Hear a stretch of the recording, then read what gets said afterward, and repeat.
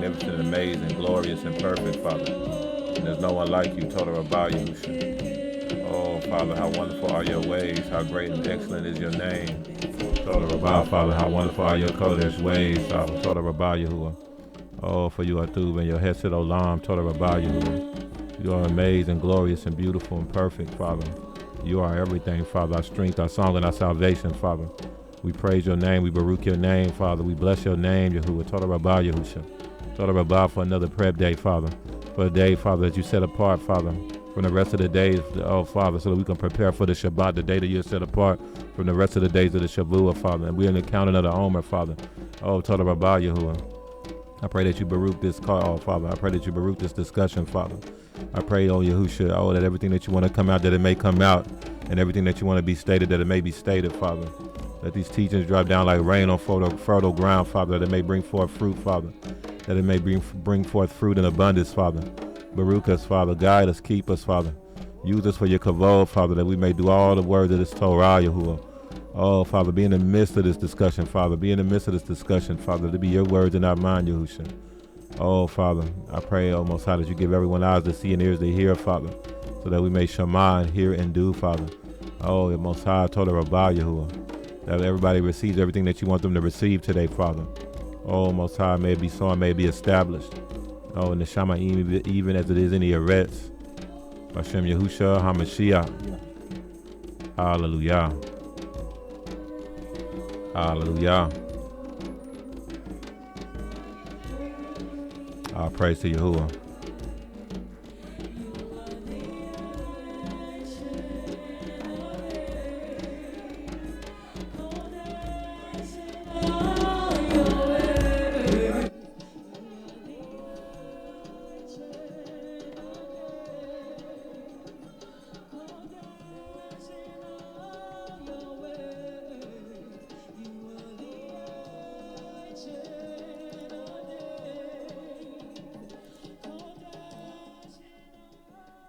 All praise to Yahuwah.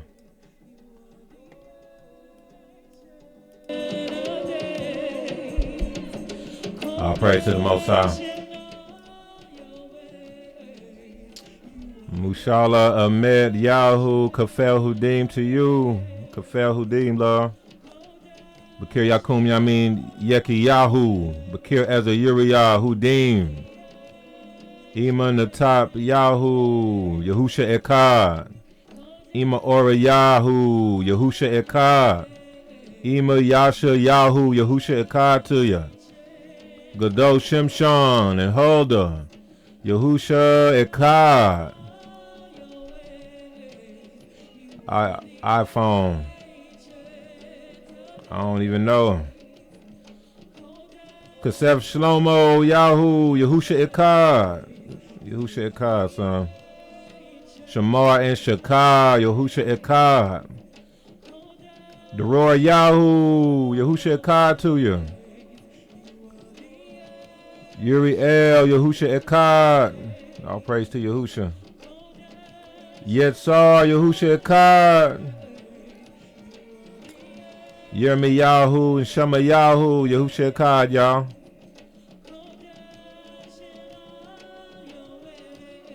All praise to the Most High. Oh, yeah, and hold it. If you're able to, go ahead and send. If you're able to.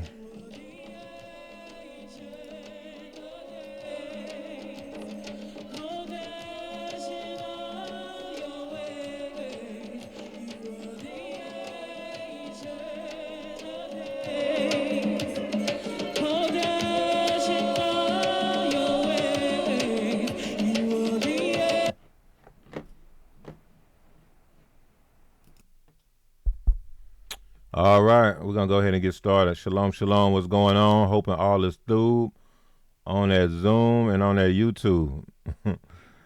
Y'all, we're going to continue in the Prep Day podcast. We're continuing in the book of MATITYAHU. All praise to the Most High. Bakir Luf Yubal, Hudim to you. But yeah, so nevertheless, we're going to just get right into it. It's been a very powerful journey. Today we are starting off with MATITYAHU chapter 13. Chapter 13. So let's go ahead. Look like Bakir Sargon is gone, but he's going to try to jump on here if he can. So let's go ahead and get it. Let's see.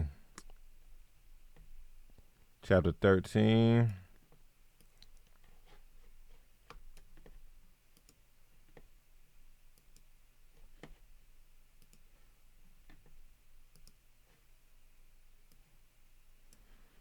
Chapter 13. I'm going to share my screen.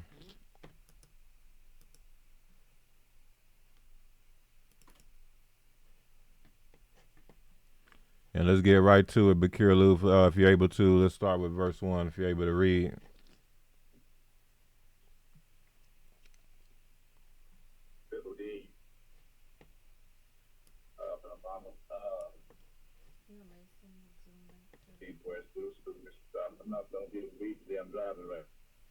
Oh, yeah, don't worry about it if you're driving, but I appreciate it, though. No worries. But yeah, if you have some something to bring out though, you go on and bring it out. So I'll just I'm gonna keep you close and have you have any word you want to bring out from what we read, and just go and bring it out, okay?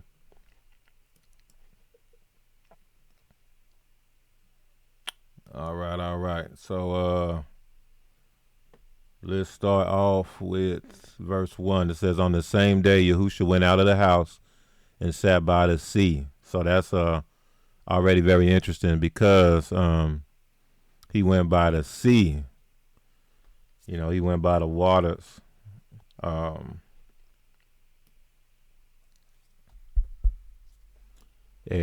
we know what the sea represents. The sea represents the multitudes, the nations. It represents language. It represent chaos and all kind of things like that as well. But it's the letter Mem. You know, the number 40, numerical value 40. But we'll just leave it at that for now. But just some things to think about. It says, "And great multitudes were gathered together to him." So now we see great multitudes gathered together to him, which is interesting because the sea, symbolically in the scriptures, represents the multitude of people. So that's interesting that when he went and sat by the sea, you see great multitudes gathered together to him. So what he did, so that he got into a boat and sat, and the whole multitude stood on the shore.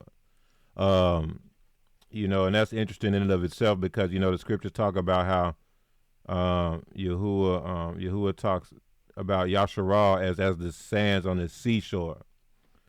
So it's just interesting because Yasharal, it's like makes up the bounds of the sea. It's like having dominion over the marine kingdom. It's like the Yasharal, the seashore, is what sets the boundaries of the sea, for lack of a better way to explain it. Let me see how I'm gonna do this to make this work right. Okay, that works.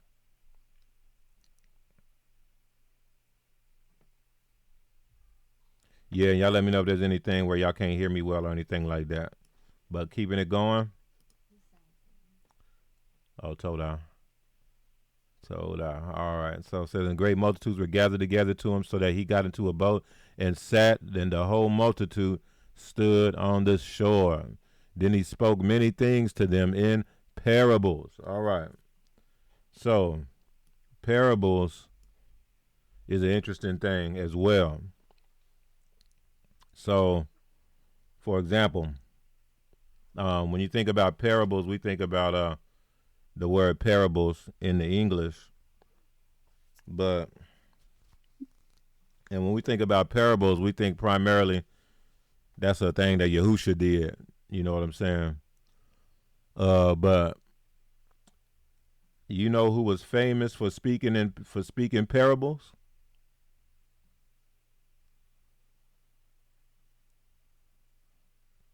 Yep. For those who got it right, you got it right. It's Shlomo. He was so famous for speaking parables that he has a whole book called Mishli. And Mishli is associated with parables. That word is the Hebrew word that surrounds around parables. that surrounds around parables. Mishli. I'm trying to remember. Let's see. I'll just pull it up.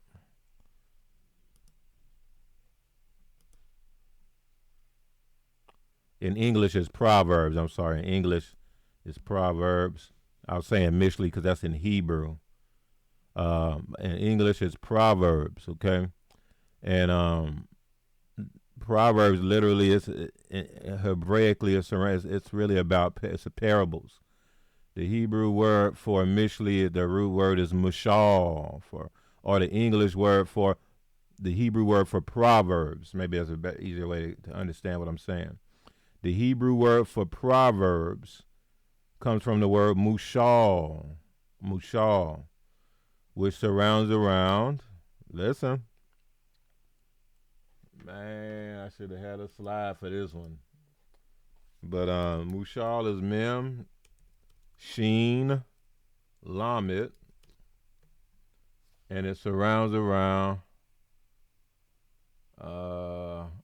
I got so many slides with that word on it. I probably can pull something real quick, but so y'all can see a visual. But it surrounds around having dominion over the waters, over the sea, the mem, having dominion, like over, in a sense, over the marine kingdom, pressing the seas. The sheen, the mem, the sheen. It's about the waters being split or pressed by the lamed, which is what? Teachings and instructions. Mushal. But let me show y'all a slide. I found a couple of slides here.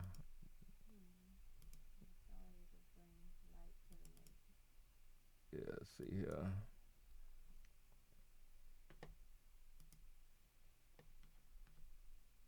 Con, that's another aspect of it, Laura. It is another aspect of it. But we're going to talk about it from this perspective for today. Let's see.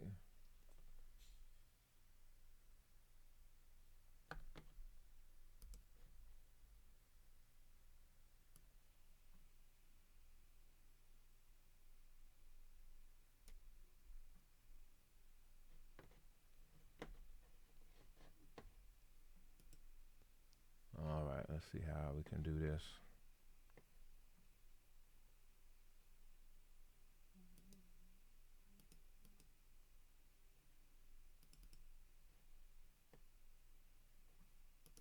All right.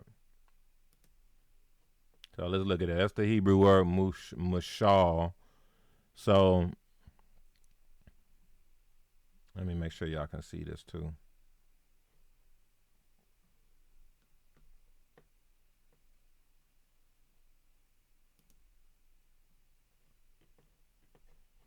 Shema Abiyahu, Yahusha Echad to you. I see you. Yahusha Echad Amiri and Amoriah Stewart. Yahusha Echad by Gadol Dawid and Ema Simcha. Yahusha Echad, y'all through to see y'all on. Let's see who else I see. Yahusha Echad to you, Julius. Much y'all vow. I'll praise to the Most High. So, this is a word that I bring up, brought up several times throughout the years. But just for what we're looking at right now in MATITYAHU, he said Yahusha HaMashiach is bringing out these parables, and this whole chapter is different parables. So that's why I want to lay that down up front. Is that the Hebrew word for?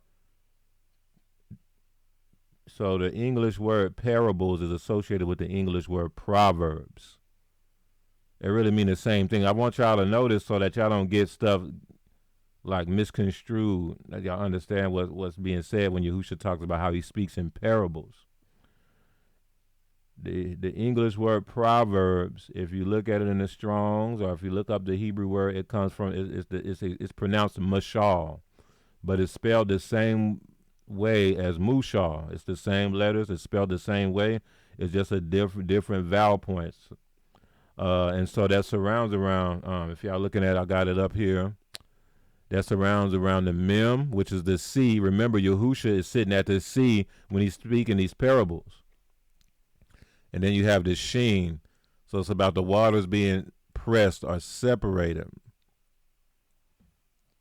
by the staff, mashal. So the staff also means teachings or instructions. You see what I'm saying? Remember Moshe, Yahuwah had Moshe split the waters with what? His staff. Yahuwah had Moshe come out and Yahuwah had Moshe come out, stretch out his staff, and he split the waters. You see what I'm saying? That's the whole concept of that. It's about having dominion over the nations. Yahuwah had Moshe do that right before what? Right before Yahuwah destroyed the nation, destroyed Mizraim in the waters. And so, keeping that in mind, we see the Hebrew word mashal, and that's the word for proverbs or parables, is how it's stated in the Brit Hadashah. Parables. And so, parables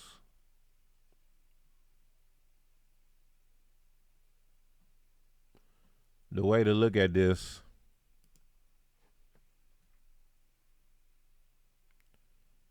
is parables are instructions.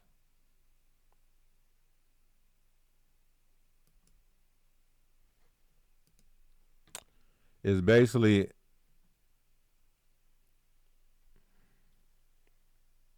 best way to explain this.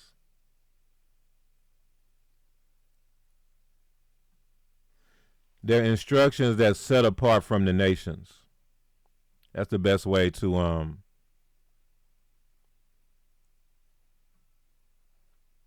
explain is there. So you have the mem, that's the multitudes, the nations. You have the lamed, it's the instructions and teachings, and the sheen can mean to be set apart, to be split, separated from. These are instructions and teachings that are set apart, that are set apart from the nations. That's one way to look at it. Another way to look at this, hey, hold up.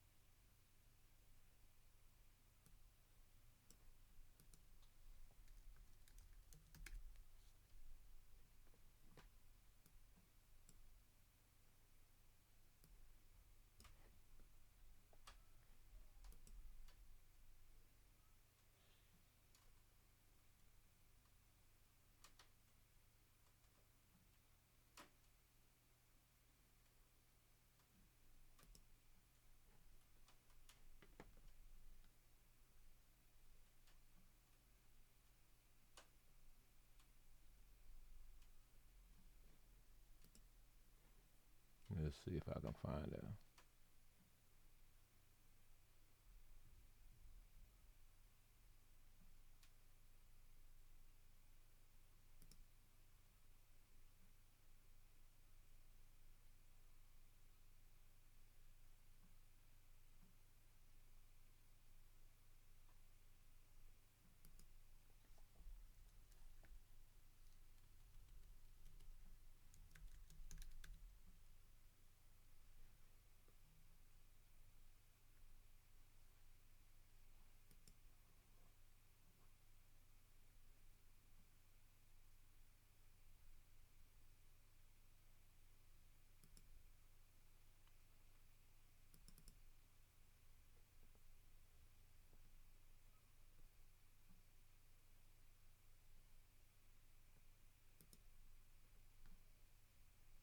Yeah, I had to keep yeah,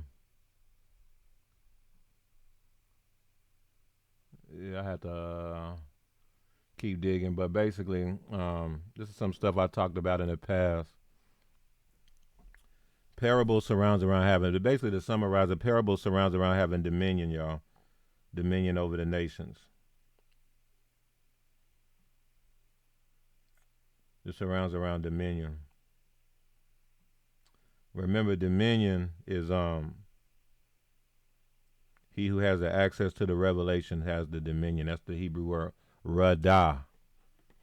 Radah. Resh Dalet Hey, and that surrounds around being chief over the access to the revelation. Resh Dalet Hey.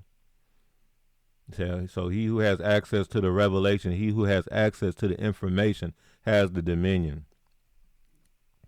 And so what the parables is like this concept is very similar to even to dreams and visions. A lot of times your dreams and visions are like parabolic. They're in parables. They're not straightforward. You have to seek and get the understanding. You see what I'm saying?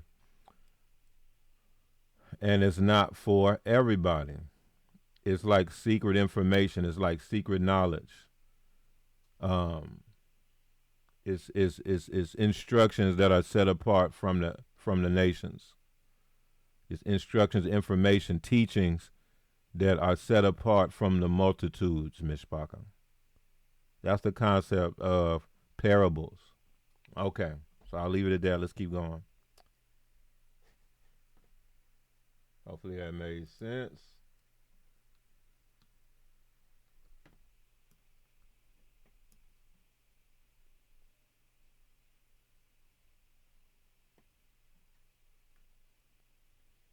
Holder said, reminds me when Yahuwah said he makes known himself to the prophets in a vision of a dream, but to Moshe's face to face. Yeah, in the book of Numbers. Yeah.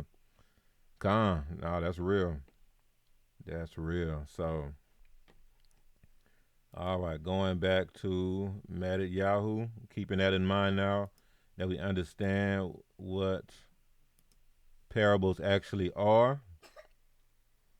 So when you read the book of Mishlei, just to drive that point home, when you read the book of Mishlei, you know it's a book of parables. You can't look at it just face value. You can look at it face value too. There's some value by reading it just from the surface, but understand that there's multiple layers to the book of Proverbs because they are parables. It's literally you can literally call it the book of parables instead of Proverbs. The book of Mishlei.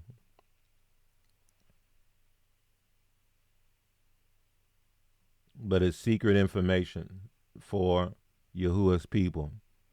So what does that mean? That means that the heathen, that's why you're not going to be able to read from the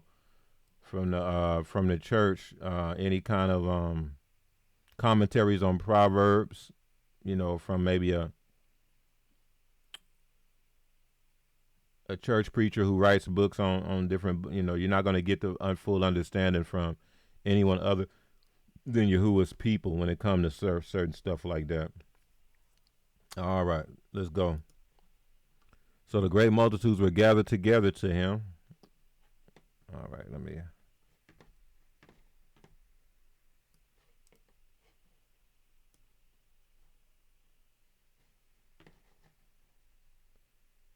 share this back to the screen. There we go. All right. So great multitudes were gathered together to him. So now you see the multitude. That's the waters. So that he got into a boat and sat, and the whole multitude stood on the shore. Then he spoke many things to them in parables. That's the instructions. That's the teaching. So you see the breakdown for Mashal right here. You see the waters. That's the mem. You see the instructions. That's the lamed. And then you even see how things is being set apart, because since they're in parabolic form, it's only set apart people who are going to actually understand it. But you'll see that part here shortly.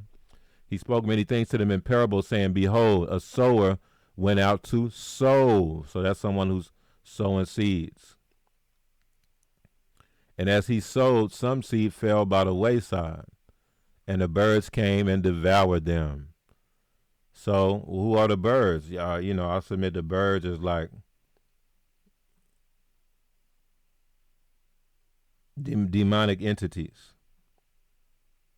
Demonic entities, and this is why I say that. We can go to Revelation 18, and that'll be a proof text.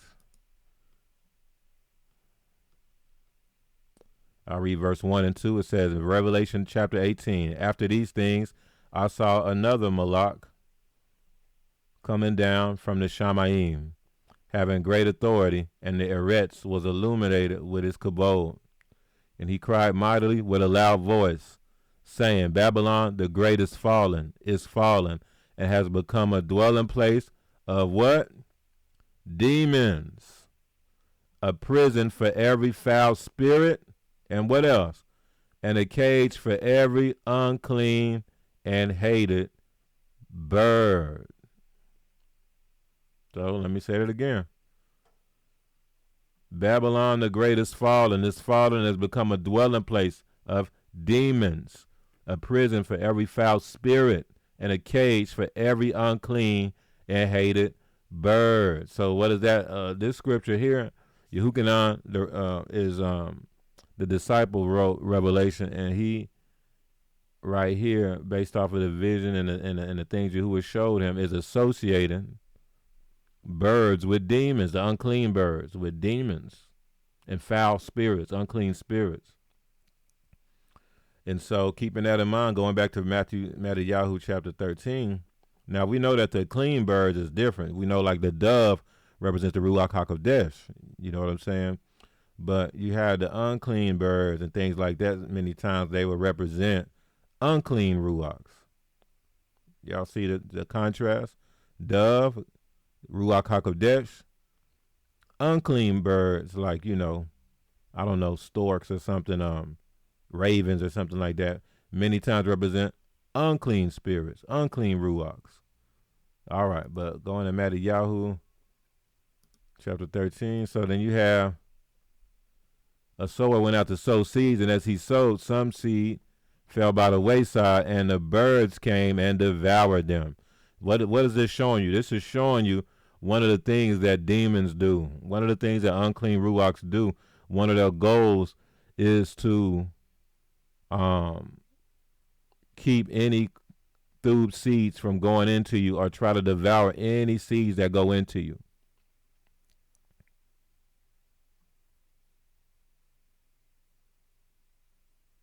It's crazy because I mean, I feel like there was an attempt for that. There was an attempt on that, even with me just today, just this Boker or last night. I had this crazy dream, and you was showing me, when I was praying on it, to just totally disregard it. It was an attack. But it was just crazy, because what Ruachs will do, unclean Ruachs and demonic entities will do, their goal is to try to devour the seeds that Yahuwah is putting in you. And we'll read it, y'all. But many of y'all know this parable. The seeds represent the words, y'all, the teachings. It's interesting that this is the first parable that Yahushua HaMashiach brought out when he was on the sea and bringing out parables.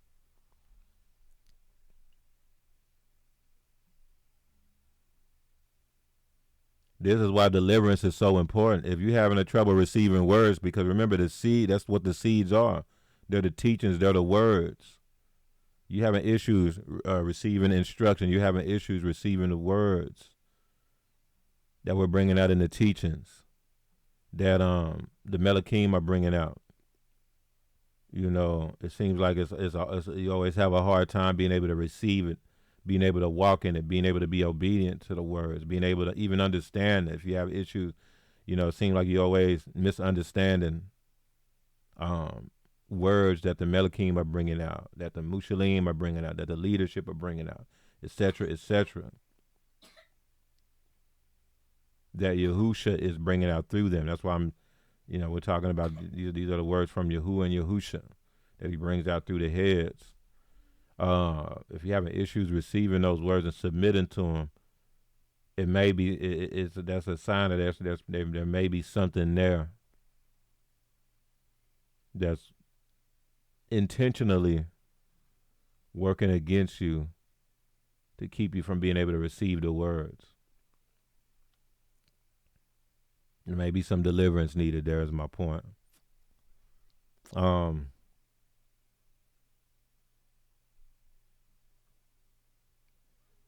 Because if you're Yahusha's, if you're his, you're going to receive his words. Because why? Because those who are his is his bride. Those who are his is his bride. If you're Yahusha's bride, you're going to receive his words.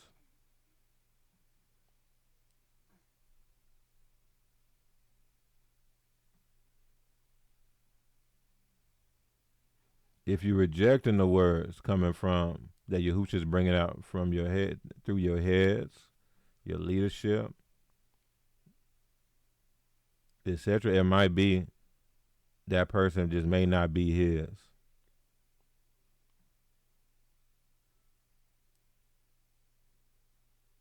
Or that person just may have a bunch of entities working against him that he needs deliverance from.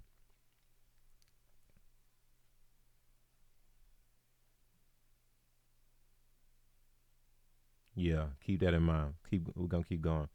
And he sowed some seed, fell by the wayside, and the birds came and devoured them. Some fell on stony places where they did not have much earth, and they immediately sprang up because they had no depth of earth. They had no depth of earth. It's the same thing in marriage. If you're married and your wife is having a hard time submitting to you, and she's trying, it might be because there's some spirit spouses there, some sort of unclean ruachs there. Not might be, most of the times that's what it is. We've been talking about that for years, but many times that's what it is. Something's there keeping you from being able to submit to your husband. What does it mean when you're not able to submit to your husband? It means you're not able to receive when he's trying to tell you something. You're not able to receive his words. So it's similar with us being a bride of Yahusha.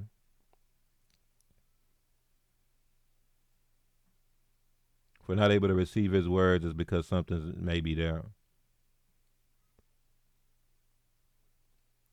Keeping all those things in mind.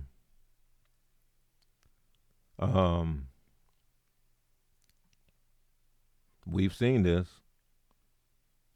Once a person may be dealing with submission to their husband, and then they go through deliverance, and now they're, just on a whole nother level. It's just totally different. They're able to submit to their husband. Their marriage is just being revolutionized.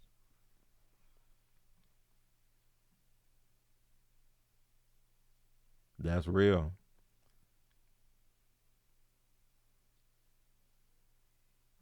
So it all goes hand in hand. We're going to keep going. So some fell on stony places. So, the stony places where they did not have much earth, and they immediately sprang up because they had no depth of earth. But when the sun was up, they were scorched. And because they had no root, they withered away. They had no root. Why did they have no root? Because the seed grew on stone. It fell on stone and stony places. It fell on stony ground. So it sprang up fast, but it had no root. So as soon as the sun came up, that the sun I submitted represents different circumstances, different seasons. It wasn't able to endure when circumstances change, when there's a different season, because it didn't have no root, so it withered away.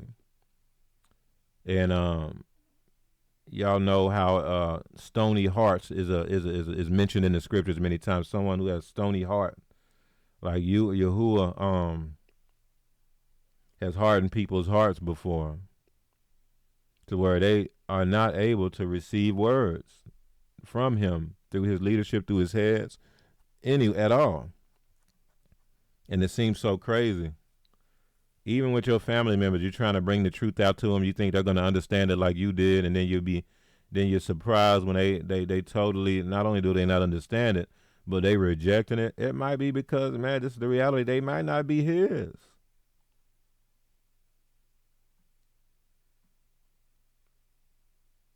You do your best, but at the same time, if you see they're not receiving it, don't, that's one of the mistakes I made in the beginning. Listen, don't, you're not going to be able to, this all the stuff is spiritual. You're not going to be able to talk somebody into serving Yahuwah, generally speaking.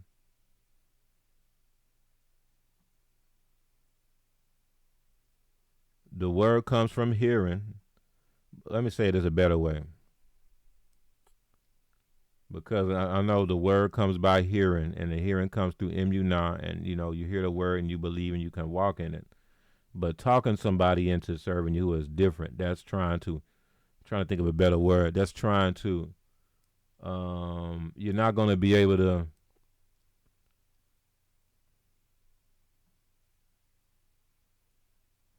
not influence. It was another word I'm looking for. You're not going to be able to coerce somebody into serving Yahuwah. You're not going to be able to coerce your family members by having the right words to say and the right things to say at the right time, or convince them to serve Yahuwah. If they are Yahuwah's, when you bring out the word to them, they're going to receive it. Now, everybody don't receive it right away. Everybody don't receive it immediately. Sometimes it might take time, just like when seeds enter the earth. It don't the plants don't sprout right up tomorrow, do it? Sometimes it takes some time, right? Based on the condition of the soil, it can take time for them to really, to really take root, and for them to really, really sprout and come up, etc., etc. But ultimately, they're going to receive it though if they're Yahuwah's.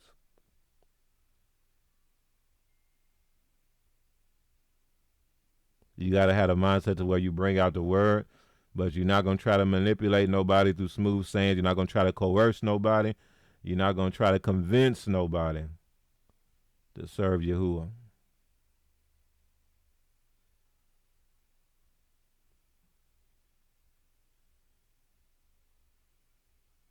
All right.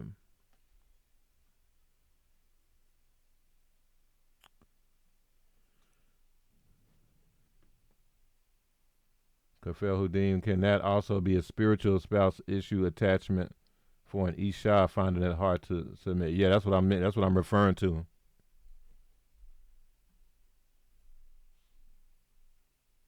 Yeah, that's what I mean. Yeah. For Ishas finding it hard to submit, that's many times that's what the issue is. There's some sort of entities that's coming against y'all marriage through a spirit spouse, some sort of unclean ruach or something like that. Because that's what that was since day one, y'all. Demons, unclean spirits. One of the main things they trying to do is to devour the seed that's going in you, the seeds that are going into you from Yahuwah. They don't want those seeds to take root.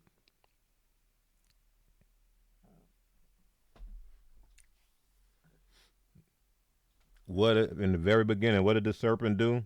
The serpent tried to take away the teachings that Eve received from Adam. He tried to get her to not receive those words. That's what the serpent did. The serpent said, like, man, did he really say that?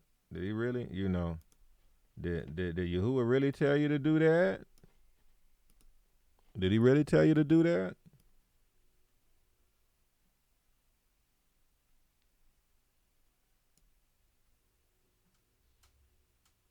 To try to poke a hole in a teaching she was receiving from Yahuwah through Adam.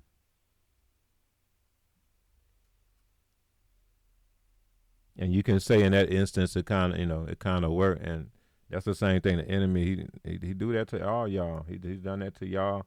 You got to know how to identify it and not allow that.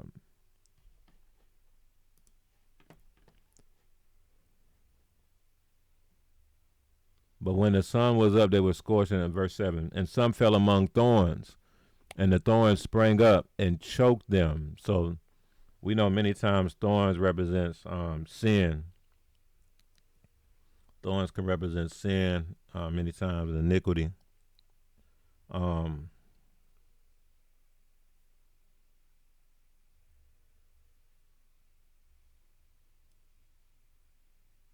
and so you can have the teachings that'll fall on this certain soil, but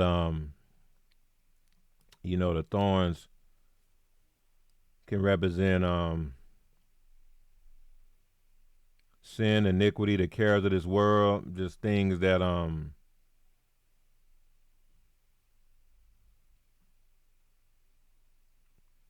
you received it on. You might have received the word when it was first taught, but as soon as you go out in the world, you know, all that's thrown out the window because your cares for the things of the world is more than your cares for the things of Yahuwah. Which again, it can mean that you just not his.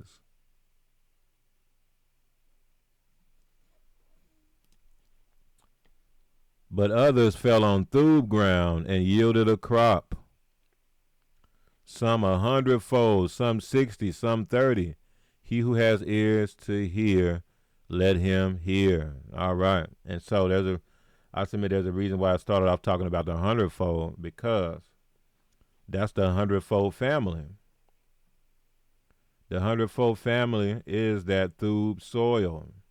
The 100-fold family represents that thub soil. The 100-fold family represents Yahuwah's bride, his set-apart people, his set-apart assemblies, or his set-apart nation.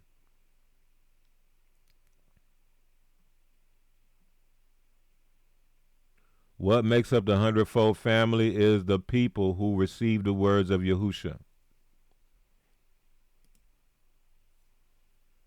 who receives the seed.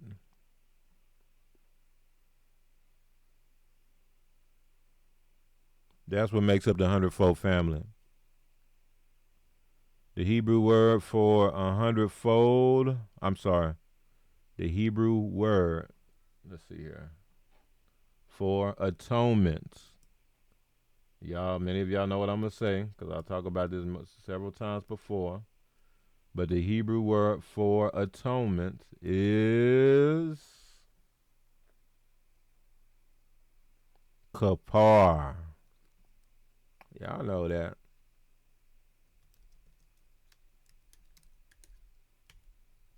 Y'all know that. Which is kaf, pay, and resh. That's where the English word Yom Kippur comes from. The Day of Atonement, of covering.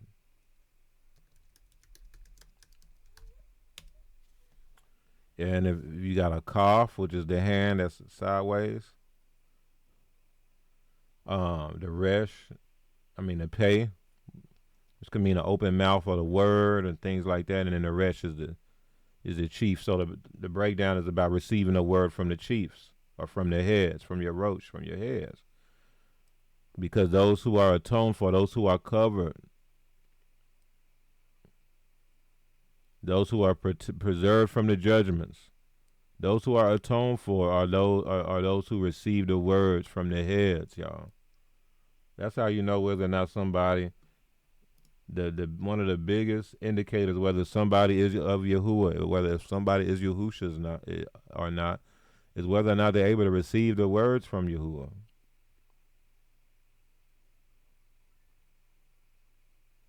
That's one of the biggest indicators.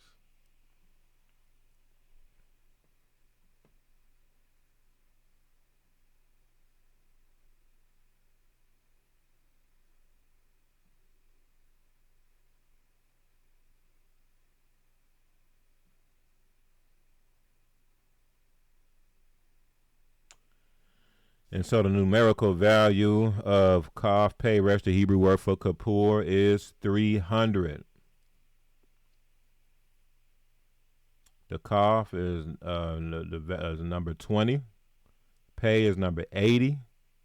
And the Resh is number 200. So Kippur or Kafar, the Hebrew word for covering or atonement, is the numerical value of 300. And 300 surrounds around war, dominion, Khan. The Hebrew letter with the numerical value 300 is the sheen, which means to press, to crush. It could also mean like fire, like a lamp, or symbolize fire or a lamp, the sheen. So we know that Kippur is associated with war, being atoned for. That's why with Noach, Yahuwah told him to kafar, to Kippur, the ark inside and outside with pitch. Malek Yahusha just talked about that not too long ago. To kafar, the ark inside and outside with pitch. So that's showing the Hebrew word kafar associated, or atonement associated with Noah's ark. Noah and his family were atoned for. Therefore, they were preserved as Yahuwah went to war against the nations. He destroyed everybody with a flood. And Noah and his family were preserved through that, because why? They were atoned for. Atonement surrounds around being protected, being preserved in the midst of the judgment, in the midst of war. As Yahuwah was going to war against the nations, you being preserved in the midst of that.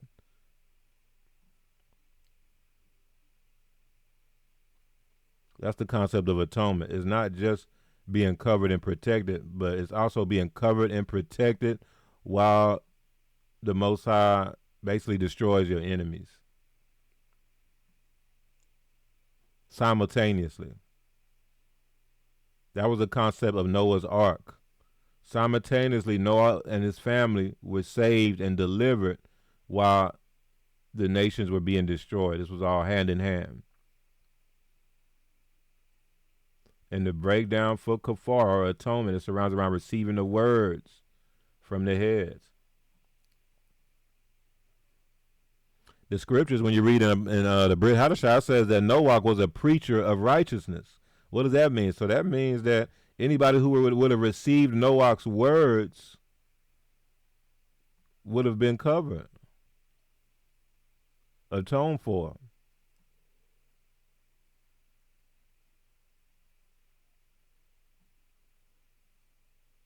What Yahusha is teaching right here to the multitudes right now in parable form is like, man, listen, it all boils down to receiving the words from the heads.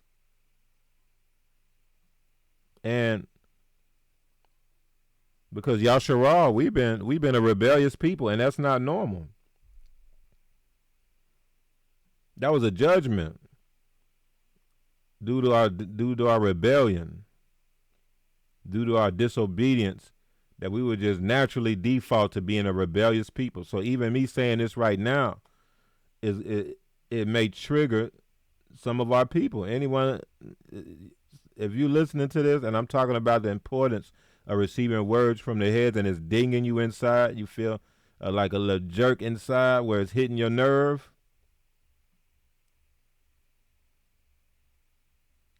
That's a telltale sign that you have some serious Babylonian rebellion in you that you want to look at. Because the scriptures we read, and that's what it's all about. The volume of the book is about Yahusha. And who? Yahusha's body. That's his heads, his sons of light. Everybody who wrote a book in the scriptures was a son of light. All the Nabi'im were sons of light. All the Shalakim, the apostles, were sons of light. The volume of the book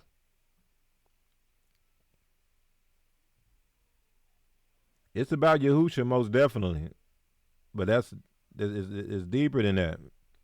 It's about Yahusha and his body.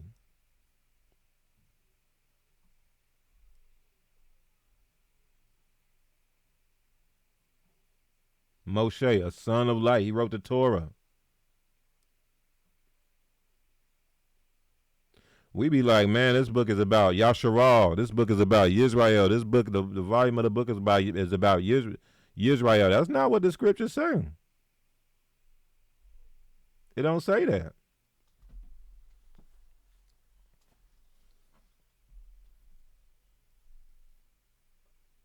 I know why y'all say that. I used to say that. But where in the scriptures do it say the volume of the book is about Yisrael?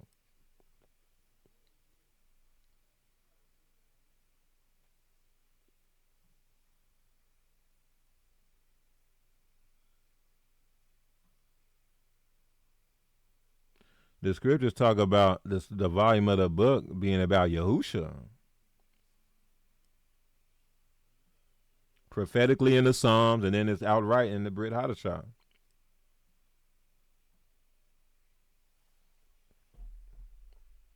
That's what the volume of the book is about.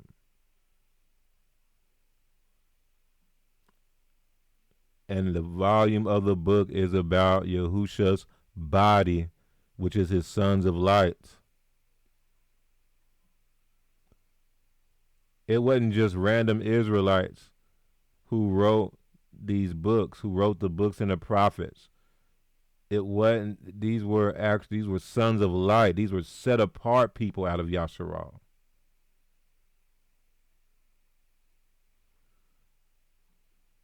And then they're the sons of light are all of Yasharal. So you're gonna read about them in context to Yasharal. Like, for example, Yirmiyahu, the prophet, he was a son of light. The whole book of Yirmiyahu surrounds around him and how Yahuwah was dealing with Yirmiyahu surrounding Yasharal.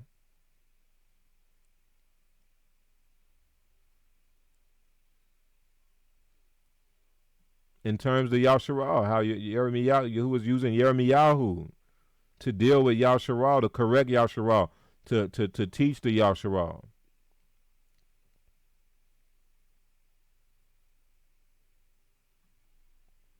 To prophesy to Yasharal. And all the things surrounding that happened to Yirmiyahu throughout that time. How they rejected him, how they moved, how there was different people conspiring against him. The list goes on and on and on. The volume of the book is about the sons of light. You can read the book of Yeshayahu. You'll see a similar thing. How Yahuwah dealt with Yeshayahu and had him as a Nabi of Yahuwah to go and deal with Yasharal based on different things. And the prophesy to Yasharal with blessings too, and with prophetic utterances of things that were going to come to pass in the last days, and all kind of things.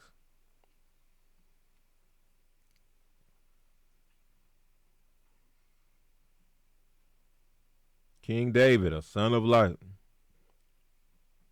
Shlomo.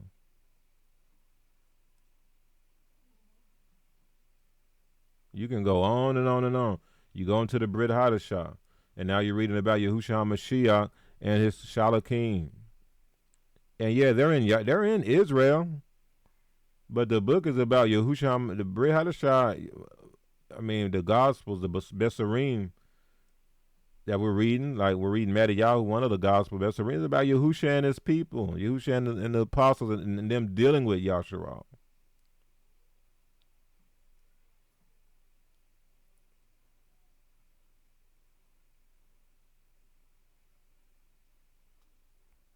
All right, y'all, just keep that in mind. Let's keep going. He who has ears to hear, let him hear. See what I'm saying? This is how he ended it. He said, others fell on through ground and yielded a crop, some 100-fold, some 60, some 30. He who has ears to hear, let him hear. In other words, he who can receive these words, receive them. He wasn't trying to convince nobody. Yahusha wasn't in the business of trying to convince nobody. He who has an ear, let him hear.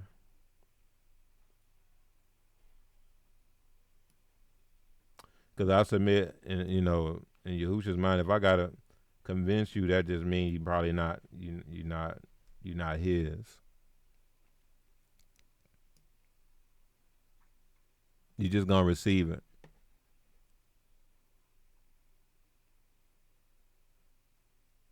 Married people, if every time you're giving husbands, if every time you bring in an instruction or anything out to your Isha, and you always have to overly explain and overly and try to convince her to submit, there may be an issue there. There may be something there. Because as the bride, we're supposed to be able to receive the instruction and the words from the bridegroom. Let's keep going. But yeah, I didn't have it on the screen. But he who has ears to hear, let him hear. He who has ears to hear, let him hear. That's very important that he said that. Because he's letting you know it's all about receiving the word. And the disciples came and said to him, why do you speak to them in parables? So now the disciples, these are the sons of light. Now they like, Yahusha, why you ain't just say straight out to him? Why you speaking to them in parables? Because, remember, Yahusha he was speaking to the multitudes right now. He answered and said to them, because it has been given to you to know the mysteries of the kingdom of the Shamaim, but to them it has not been given. That was the reason Yahusha gave them of why he didn't speak to them straight up. He spoke to them in parables.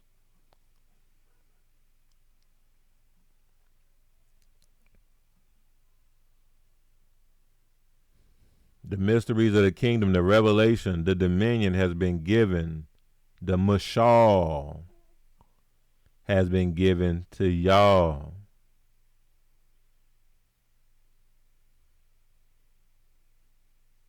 Not to the multitudes, not to the nations. Y'all, that's so big, y'all. Y'all don't understand how big that is. Because the nations have been striving for many years to get access to the revelation, the access to the mysteries of the kingdom. The other nations tried to take over by establishing Christianity, and they tried to take over and be the people, they tried to be the go-tos for revelation. Through philosophy, through a whole lot of studying, through developing these universities and schools they call seminaries, and believe that if you study enough, that if you can just learn enough Hebrew, that if you can just, get enough doctorates and get enough degrees, that then they can receive the revelation of the scriptures for people and have access to that and have that dominion. Y'all close that door. Y'all close that door. But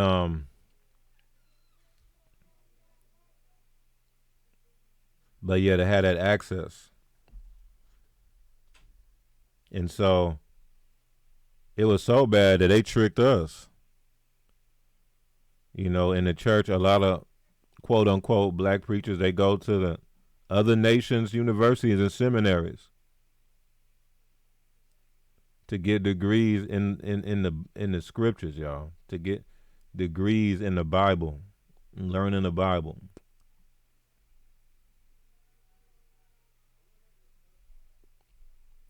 They coming out after graduating from the heathens' degrees in our book, the Bible, the scriptures. And then they feel like, okay, now they're equipped to be able to be a quote unquote pastor or preacher and teach the word. Not realizing that the revelation is given to Yahshua, but man, listen, not just Yahshua, but it's to the sons of light. It's to the set apart in Yahshua, Yahusha's bride. because there's a whole lot of people in Yasharal who were rebellious and wasn't receiving the words either. That's why your Hebrew family members who are they're Hebrew by nationality, you try to give them the word, a lot of them they not receiving it. No, they want to go to church. They not gonna receive it.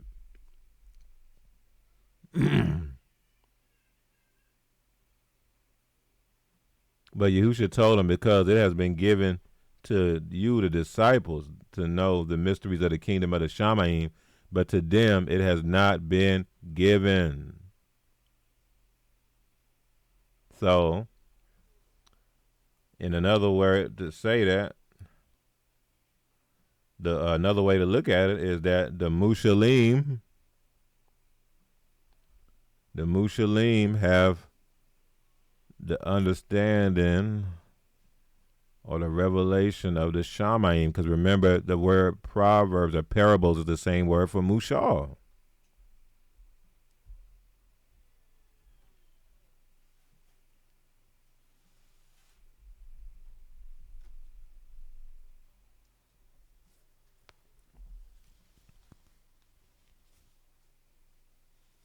So the disciples were basically, they were Mushalim.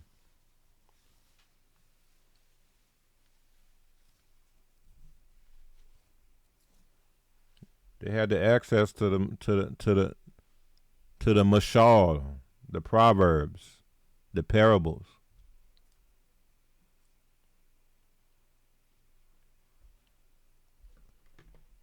For whoever has, to him more will be given, and he will have abundance.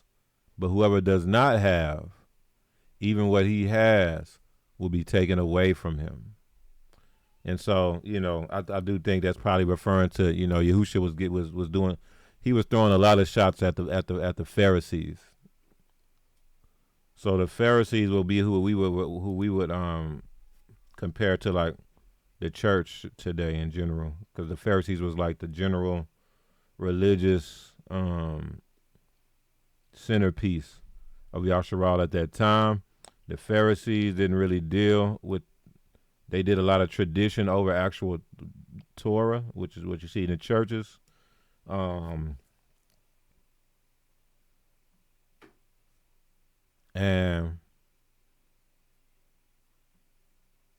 the Pharisees had a hard time, for the most part, receiving the words of Yahushua. They wasn't receiving the words.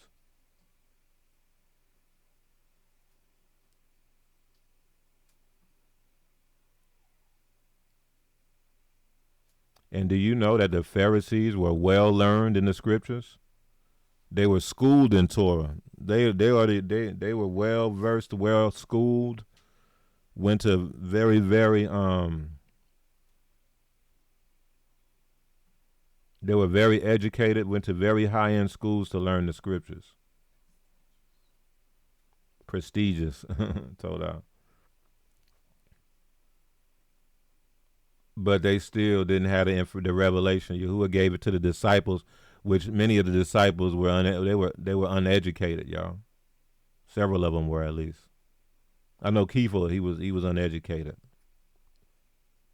They were like fishermen. They were regular ox. It was supposed to be the Pharisees with the revelation. They the ones who went to the prestigious schools, like Mushala just said, prestigious schools, the high end schools. They had the degrees. They had all that. They the ones who was in the synagogues teaching. You would have thought the revelation would have been given to them. But it wasn't. It was given to these disciples. And so I do believe a lot of times Yahushua, he was throwing shots at the Pharisees specifically, but anyone else who wasn't receiving his words, of course, as well. He says, for whoever has, to him more will be given, and he will have abundance. Now, what is he talking about for whoever has?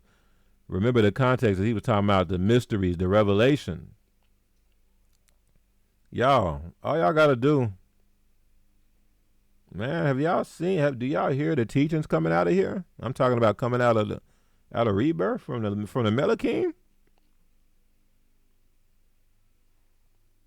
Do y'all hear the teachings the Melakim be bringing out? Melech Musha, Melech Yahusha.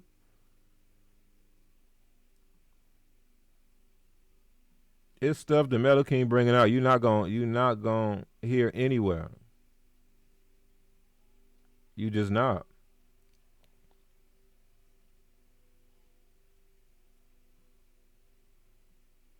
There's stuff the Mushalim bring out, which is just an extension of the Metal King. You're not gonna hear anywhere.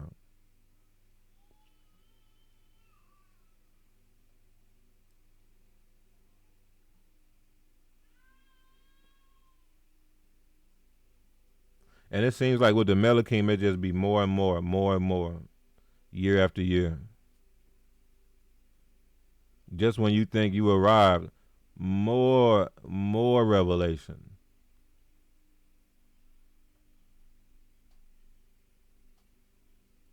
It's never ended, and I'll submit because it goes into this that for whoever has, to him more will be given.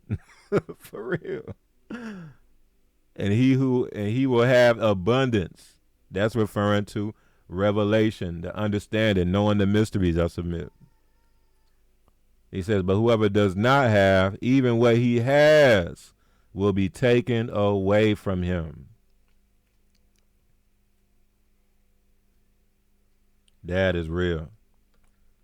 Verse 13, therefore I speak to them in parables, because seeing they do not see, and hearing they do not hear, nor do they understand. So what are Yahusha saying?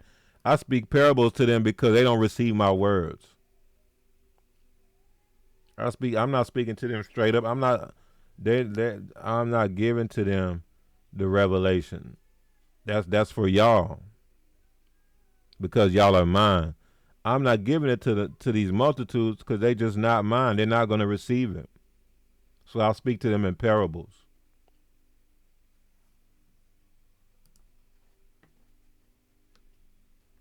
And in them the prophecy of Yeshayahu is fulfilled, which says, hearing you will hear and shall not understand, and seeing you will see and not perceive.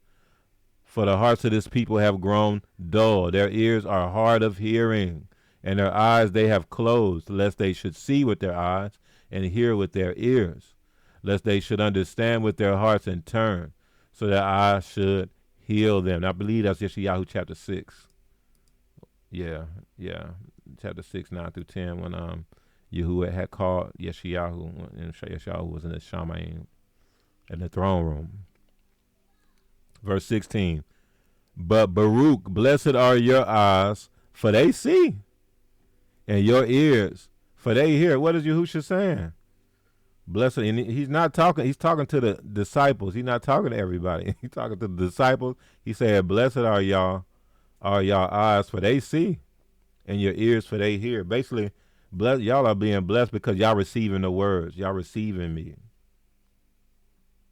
Even the hard words, y'all are receiving. What Yahusha is saying is that the disciples are through soil. Y'all are through soil. Y'all are my bride. Y'all are the 100-fold family.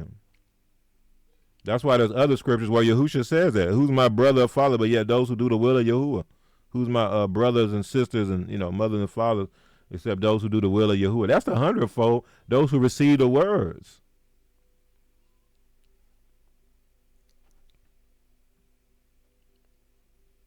Yahusha is calling the disciples the thub soil, the thub ground that will yield 100-fold.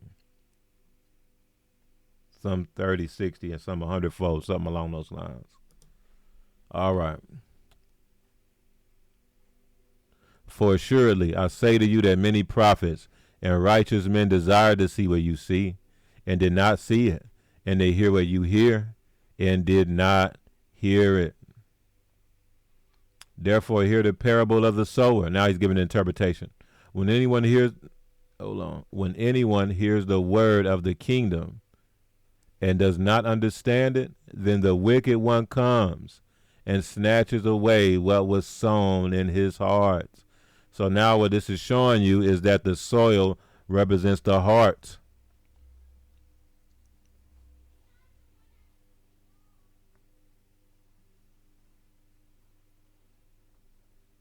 This is he who receives seed by the wayside.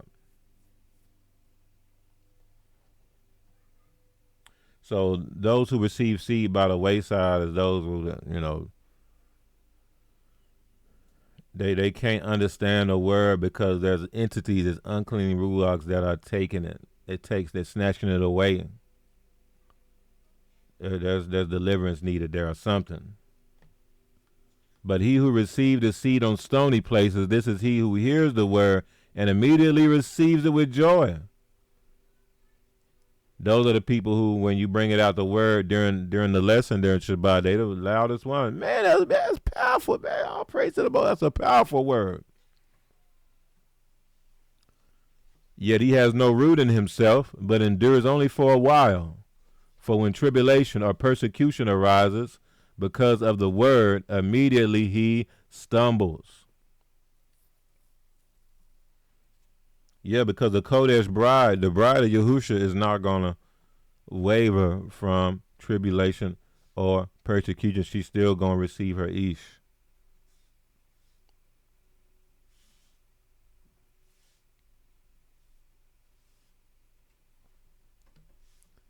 Now he who receives seed among the thorns is he who hears the word, and the cares of this world and the deceitfulness of riches choke the word, and he becomes unfruitful. Man. But he who receives seed on the thorny ground is he who hears the word and understands it, who indeed bears fruit and produces some 100-fold, some 60, some 30. Hallelujah. That's the disciples. All right, keeping it going. Another parable he put forth to them, saying, the kingdom of the Shamaim is like a man who sowed through seed. So now he's talking about seed again. You'll notice all throughout this chapter, these parables, he's referring to agricultural terms and concepts, and a lot of it surrounds around seed. So he gave us the meaning of the parable of the seed and the sower. It's about receiving the word. Now here's another parable, verse 24. He put forth to them, saying, another parable he put forth to them, saying, the kingdom of the Shamaim is like a man who sowed through seed in his field. Man. But while men slept, his enemy came and sowed tares among the wheat and went his way. So this was while the man slept. This is while the man slept.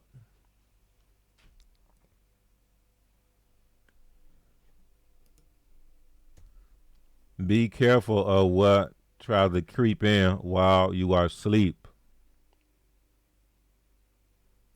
Be careful.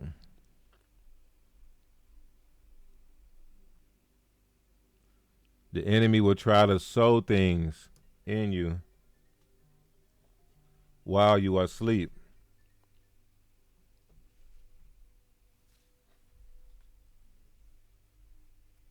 They try to forge a covenant with you in your sleep. They try to plant its own seeds in you while you're asleep, etc., etc. Because remember, the soil can also represent your heart. But let's keep going. But while men slept, his enemy came and sowed tares among the wheat and went his way. But when the grain had sprouted and produced a crop, then the tares also appeared. Man. So the servants of the owner came and said to him, Sir, did you not sow through seed in your field? How then does it have tares? He said to them, An enemy has done this. The servant said to him, Do you want us to then go? Do you want us then to go and gather them up? But he said, No, lest while you gather up the tares, you also uproot the wheat with them. Let both grow together until the harvest. And at the time of harvest, I will say to the reapers, First gather together the tares and bind them in bundles to burn them, but gather the wheat into my barn. So we know that the harvesters represents the leadership. There's a scripture where Yahusha says, talks about how the harvest is plentiful, but the laborers are few, something along those lines. And the laborers of Yahusha represent his people, his leaders. And so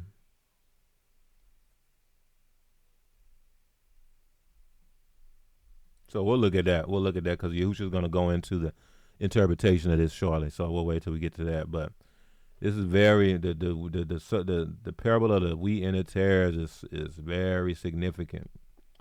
Let's keep going. Another parable he put forth to them, saying, the kingdom of the Shamaim is like a mustard seed. Again, here we go, another seed. Seeds being planted. Remember, the seeds all represent the words, teachings, the words. So this is showing you the significance of receiving the words, y'all. This is what it's all about. This is showing you the significance of that. Another parable he put forth to them, saying, the kingdom of the Shamaim is like a mustard seed, which a man took and sowed in his field, which indeed is the least of all the seeds, but when it is grown, it is greater than the herbs and becomes a tree, so that the birds of the air come and nest in its branches. So,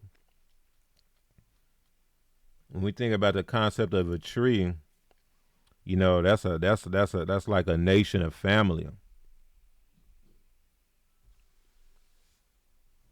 We can grow and become a huge tree that has many, many branches and that bears fruit. That's a family. Yahushua said, I am the vine and you are the branches. And so when it comes to the branches, y'all, I'm going to show you something here. So the vine is like the trunk of the tree, okay? Yahushua said he is the vine, and then we are the branches. That's his bride, are the branches. And so you see a tree represents like this big family, husband and wife, and the fruit. That's why that makes sense of why the bride represents the branches, because fruit is born by the branches. The fruit comes out of the branches. And remember, in the scriptures, bearing forth children is represented as fruit in the scriptures. That's why when Yahuwah created Adam and Kawah, or Adam and Eve, he told them to be fruitful. He didn't say have a bunch of children, have a whole lot of sons and daughters. He didn't say that. He said be fruitful and multiply. That's associating children with fruit. So the branches, that's why Yahushua said we are the branches, because we are his bride, and it's the bride that brings forth children, Mishpaka.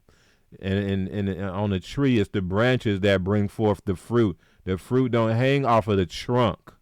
The fruit don't hang off of the vine. The fruit hangs off of the branches.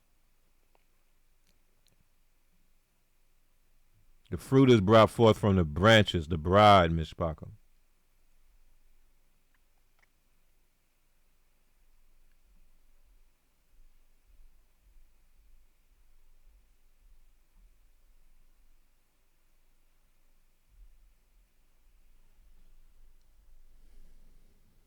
I was talking to the tribe about this on this last Shabbat. This past Shabbat.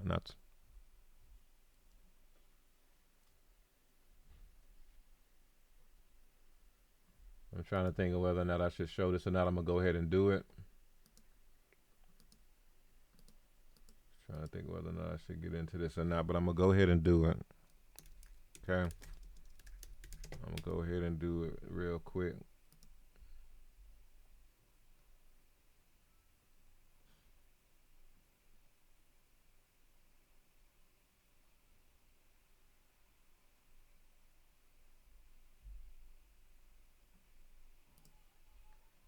I'm going to make sure first. Make sure. Bear with me.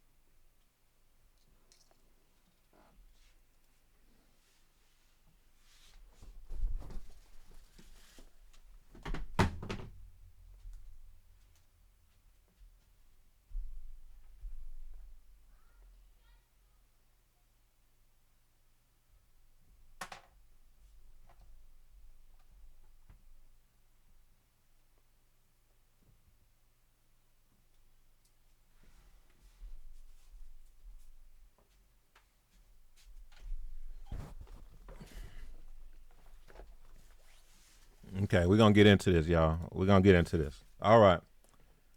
So let me show y'all this. All right.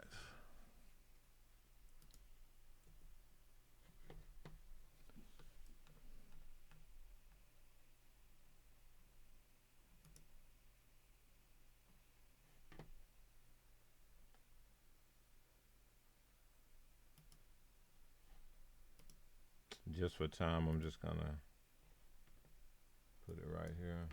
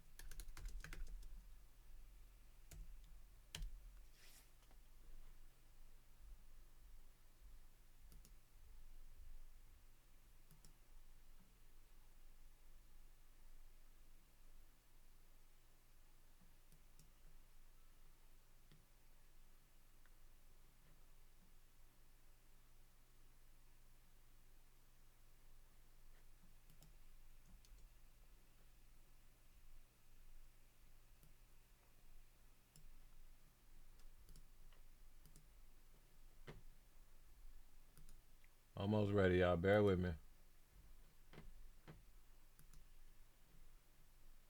Sold out for your patience.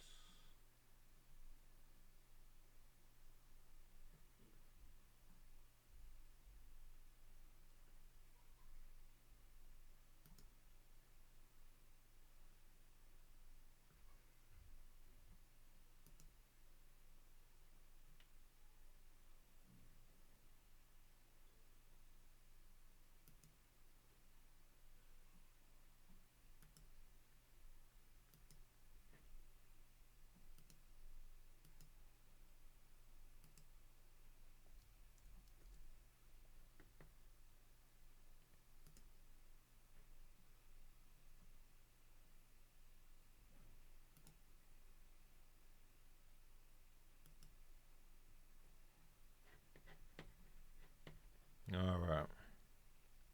Let me show y'all this.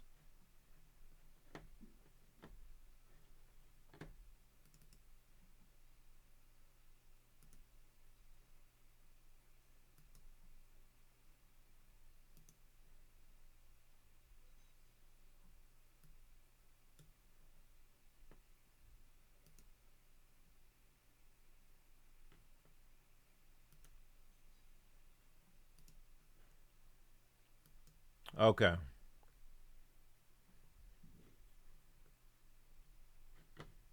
This is what we're looking at.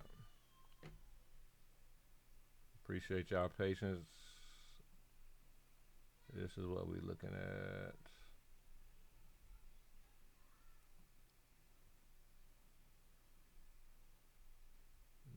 PowerPoint. There we go. All right. Hopefully y'all are able to see this pretty well. But what we are looking at is the nervous system. Okay. This is the nervous system. This is how it looks. As far as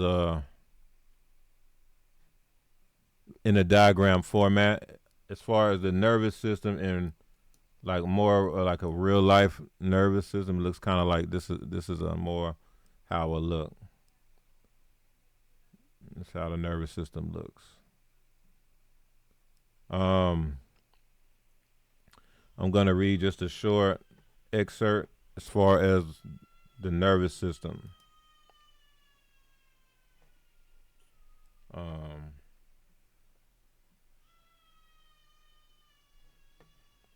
Well, before I do that, as y'all see, if y'all look at a real, kind of a more realistic picture of what the nervous system looks like in the body, you notice you have the brain and the spine is a big part of the nervous system, okay? It's the brain and the spine, and then you have the, this is like the central nervous system. These are the nerve endings that go throughout the body. Okay. And so you have the vine or the trunk, and then you have the branches. See that?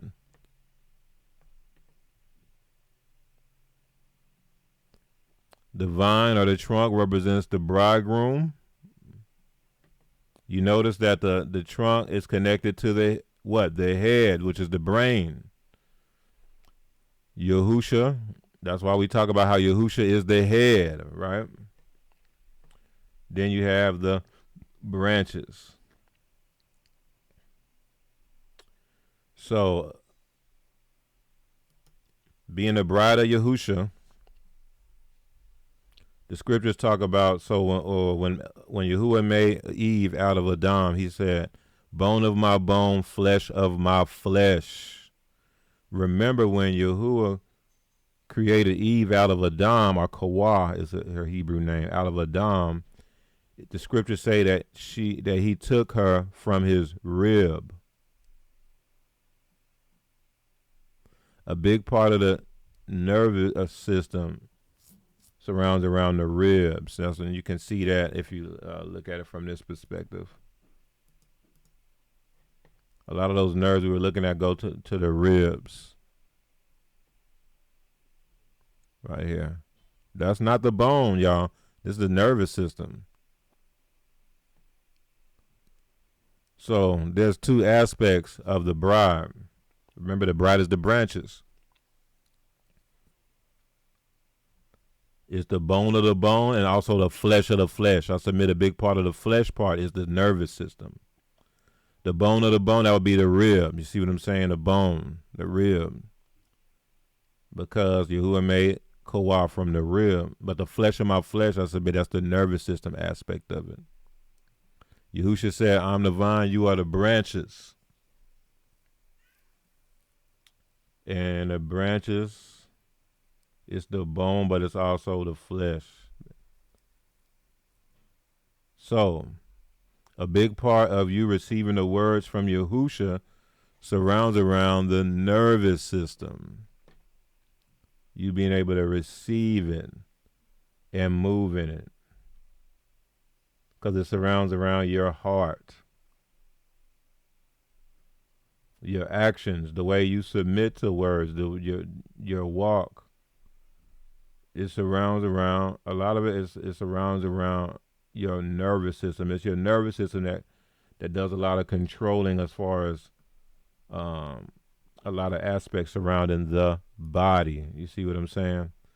And so I'll read this excerpt, and I think that'll make most sense.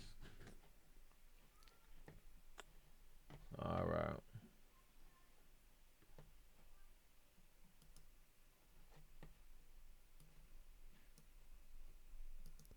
This is just a quick excerpt on what the nervous system really is.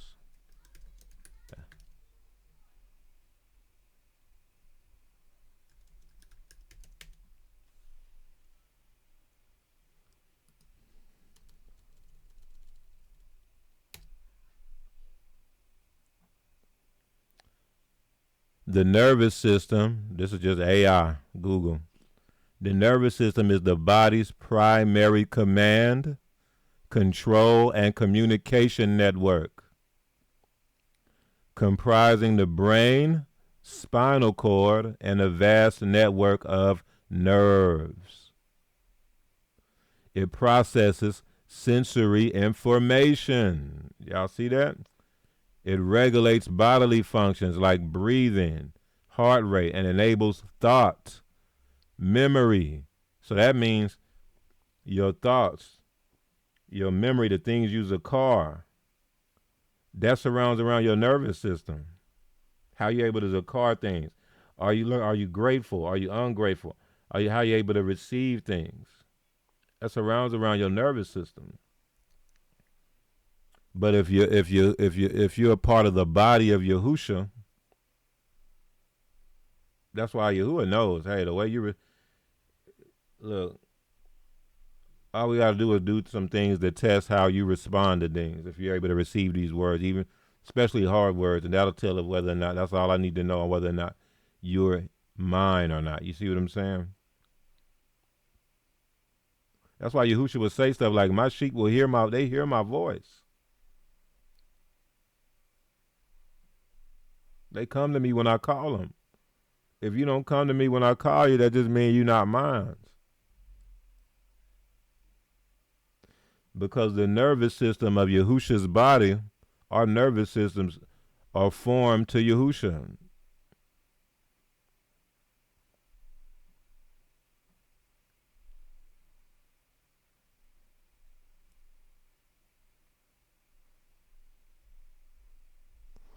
I'm going to read just this little paragraph one more time. The nervous system is the body's primary command, control, and communication network, comprising the brain, spinal cord, and a vast network of nerves. It processes sensory information, regulates bodily functions like breathing and heart rate, and enables thought, memory, and movement by transmitting electrochemical signals.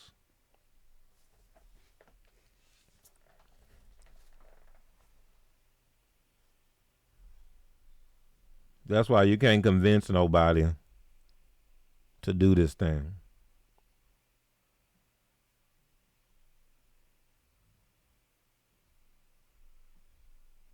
You can't.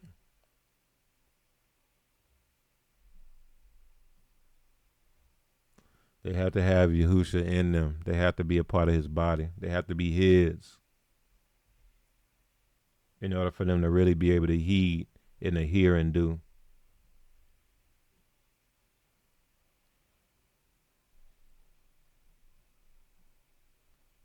All right.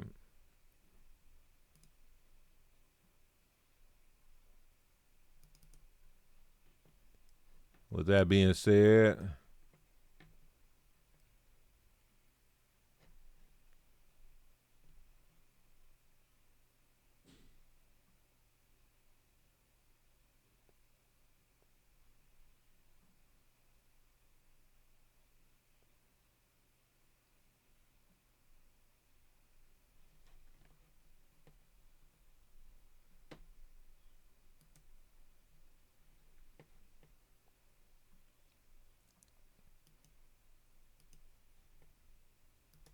all right, verse 31. Another parable he put forth to them, saying, "The kingdom of the Shamaim is like a mustard seed, which a man took and sowed in his field, which indeed is the least of all the seeds. But when it is grown and is greater, but when it is grown, it is greater than the herbs and becomes a tree, so that the birds of the air come and nest in its branches." This is showing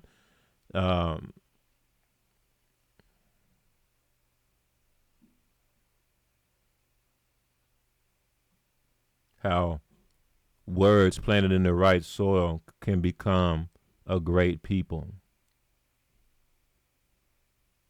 can become a great tree that bear fruit 100-fold, can become a big family.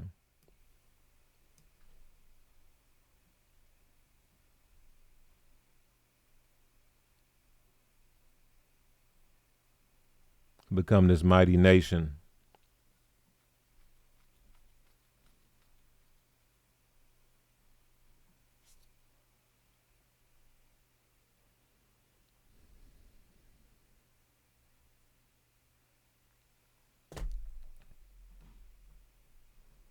Another parable he spoke to them, the kingdom of the Shamaim is like leaven, which a woman took and hid in 3 measures of meal till it was all leavened. So leaven, chametz, it's associated with, again, that's associated, I'll submit, with war, because the Hebrew word for bread is lacham or lachem, just same word for war. And putting the leaven, it's the same Hebrew word for war as far as the word for bread. And so the leaven, leaven can represent teachings, a word, things that puff up, things that are not through. Looks like in this context, the The kingdom of the Shamaim is representing these secret teachings that are people that are planted and then that come out in the appointed time. They're hidden. They're veiled. But then they come out as a mighty people. So like the parable of the mustard seed is about this seed that was so small and it was sowed in this field, which indeed, it's the least of all the seeds. That was Yasharah in Mitzrayim, We're the least of all the nations. It was in this captivity in the field, which represents the world. Remember, Yahusha said that in the parable of the sower and the seed, of the seed, the seed and the sower, that the field can represent the world. And we went into Mitzrayim as just one family, very small, and came out this mighty nation, a big tree. See what I'm saying? A big tree. And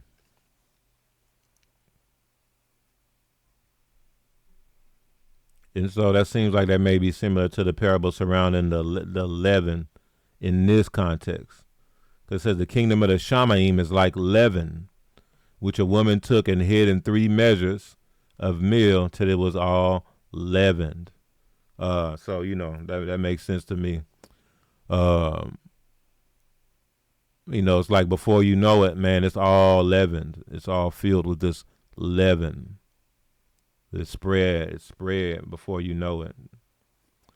Verse 34, all these things Yahushua spoke to the multitude in parable, and without a parable he did not speak to them, that it might be fulfilled which was spoken by the prophet, saying, I will open my mouth in parables.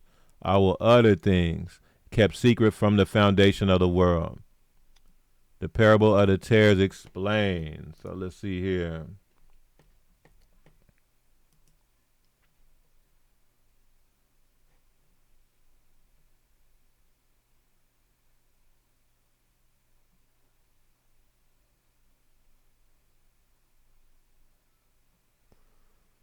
Hold us here. Yahuwah has restored to us Mushals. Hallelujah. That's how you know the sons of light are here, man. That's powerful. Khan, the Mushalim. She doesn't waver. She's still going to receive her Ish through tribulation. What came to mind was the vows many proclaim when they get married, through sickness and health, till death do us apart. Man, that's powerful. That's a through point. That's a through point. That's the vows that they say. Yeah.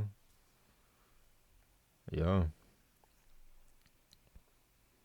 Julius Brown says, then he said to his taught ones, the harvest truly is great, but the workers are few. Pray then that the master of the harvest would send out workers to his harvest. Man, yeah, that's MATITYAHU 9:37-38. That's perfect.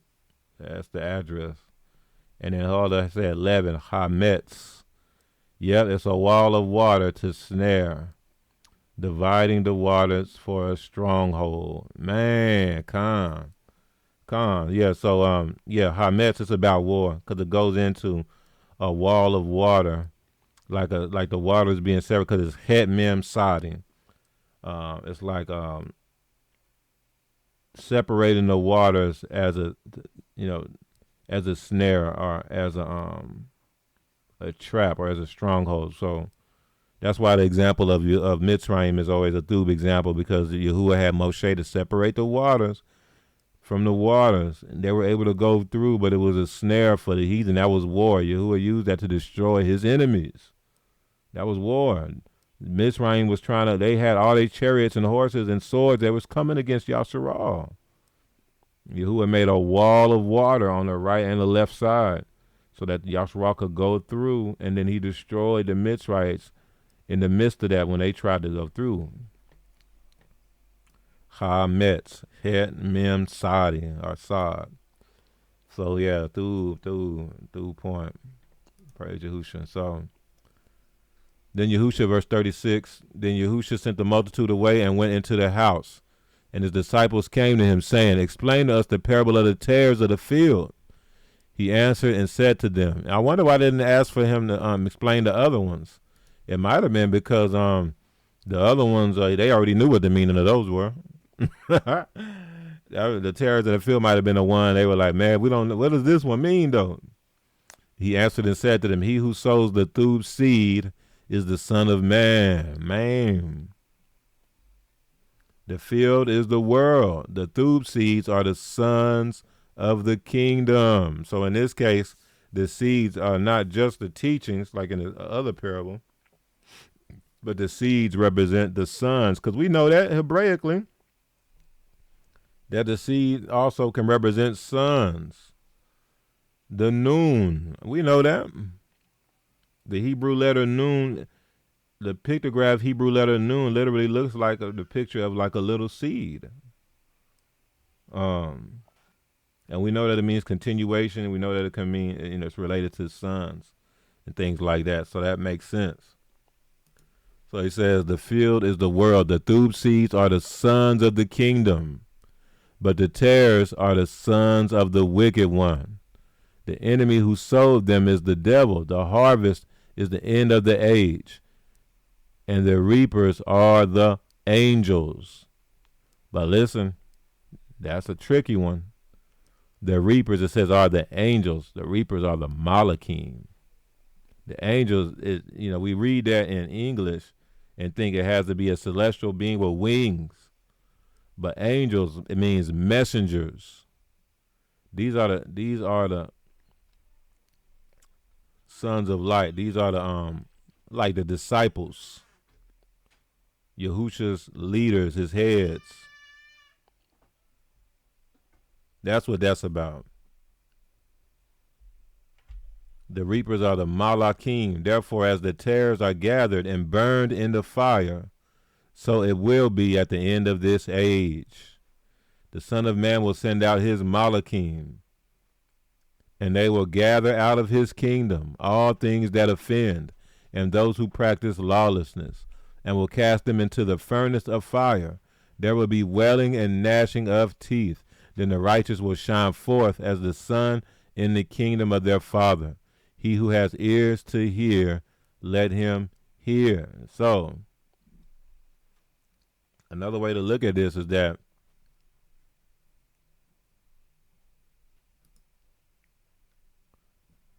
when it says,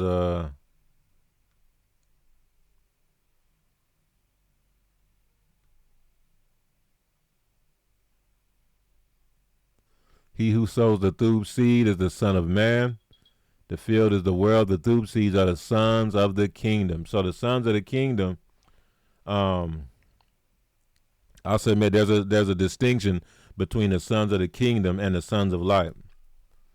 The sons of the kingdom, I submit those would be the citizens. Those would be the citizens. The thube citizens, those who are righteous, who serve Yahuwah. But they're not the sons of light. The sons of light are like this specific. They're like the high. You have the disciples, and then you have, the citizens. But the disciples were like Yahusha's top people. Like the Nabiim, the prophets, the disciples. These are your sons of light. These are like Yahusha's top people. And then you have the citizens. Those who serve Yahuwah, those who are through.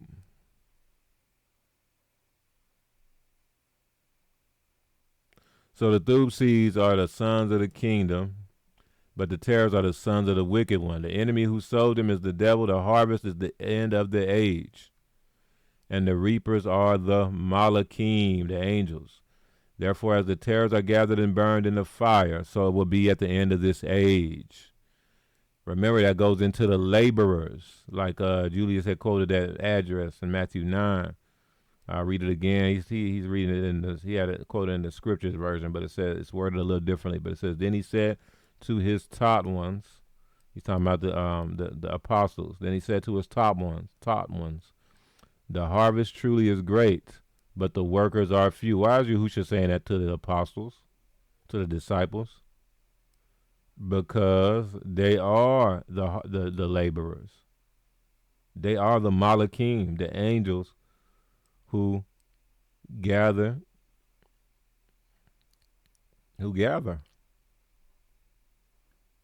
The They gather the wheat and they gather the tares. Yahusha told them that they would be judging. They would be judging the 12 tribes of Yasharal. What does that mean? That they'll be judging the 12 tribes of Yasharal? He told that to them.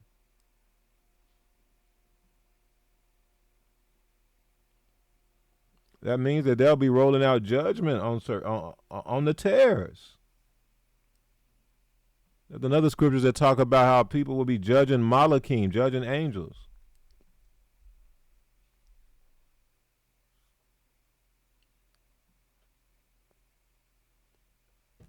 These are the laborers. I'm going to go ahead and go there. Matthew 9. So y'all can see it on the screen.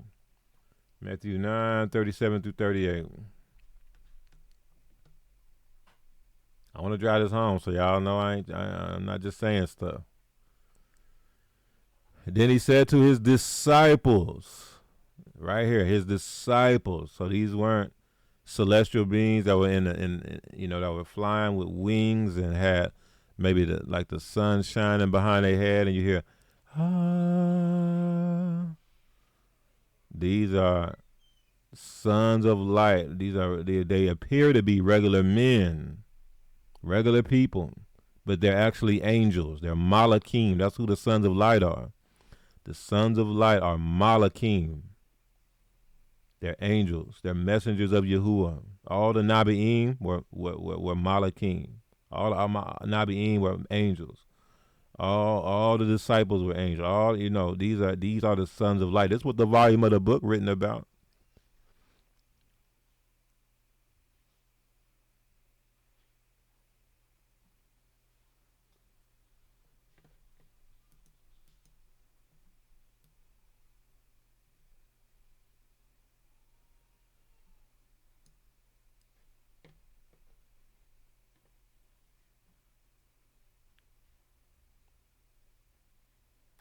He said the harvest truly is plentiful, but the laborers are few. He's talking to the disciples because the disciples are the laborers. They're the what? The reapers, Mishpaka. They're the reapers, the sons of light.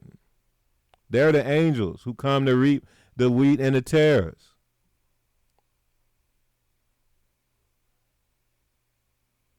Who was he talking about who was he explaining that parable to?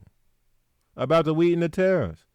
He was explaining that to the disciples.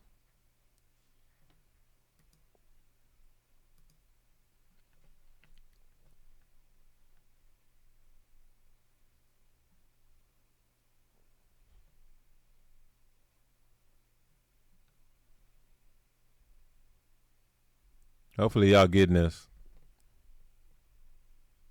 Read it again. This is when Yahushua is explaining the understanding of the wheat and the tares. Verse 37, he answered and said to them, he who sows the thub seed is the Son of Man. The field is the world. The thub seeds are the sons of the kingdom, but the tares are the sons of the wicked one. The enemy who sowed them is the devil, or Hasatan. The harvest is the end of the age. And the reapers are the angels. That's the disciples, y'all. And not just the disciples, but this is all the sons of light are the reapers. They're the laborers. Yahuwah said there are few of them. Therefore, as the tares are gathered and burned in the fire, so it will be at the end of this age.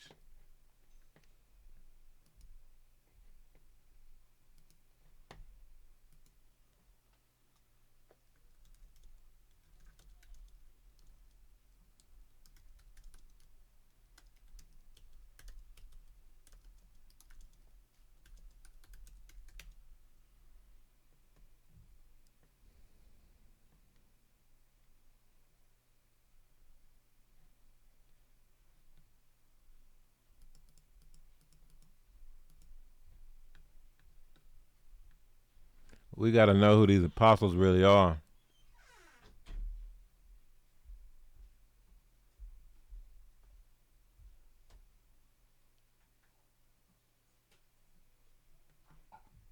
Look at Matthew 19 where Yahuwah told Kepha. So Yahushua said to them, surely I say to you, that in this regeneration, when the Son of Man sits on the throne of his kabod, you who have followed me will also sit on 12 thrones, judging the 12 tribes of Yasharal. Malek was talking about this. In the kingdom, the gates are named after the apostles, y'all.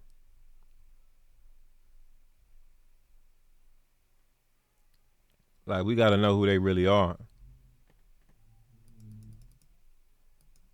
The gates of the kingdom are named after them. Either the gates or the foundations. Let me see which one.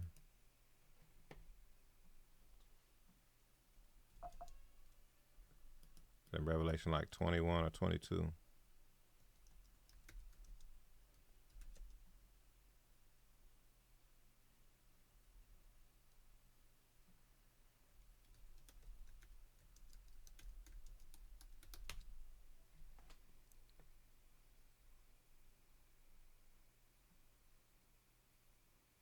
It's the 12 foundations of the city are inscribed with the name of the 12 apostles, the 12 disciples.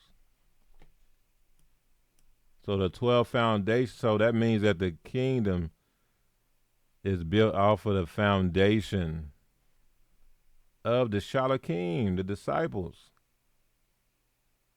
This is how significant they are.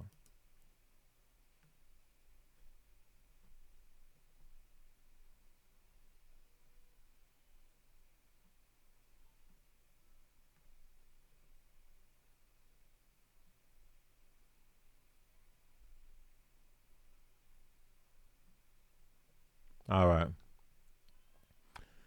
The field is the world, the good seeds are the sons of the kingdom, but the tares are the sons of the wicked one. The enemy who sowed them is Hasatan. The harvest is the end of the age, and the reapers are the Malakim. Therefore, as the tares are gathered and burned in the fire, so it will be at the end of this age. The Son of Man will send out his Malakim, and they will gather out of his kingdom, all things that offend, and those who practice lawlessness, and will cast them into the furnace of fire.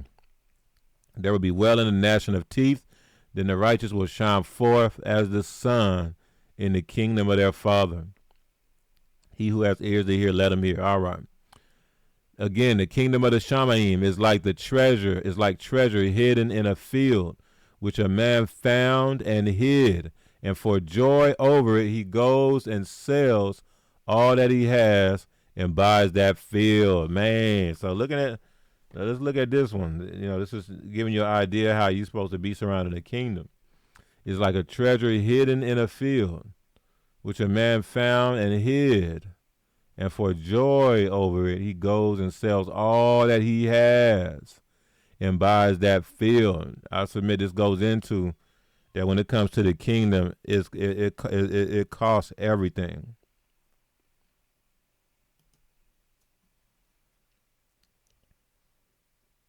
In order, like, Yahuwah requires all of you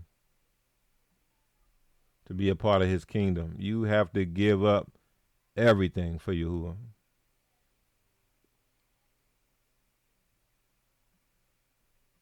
You had to give your all to Yahuwah.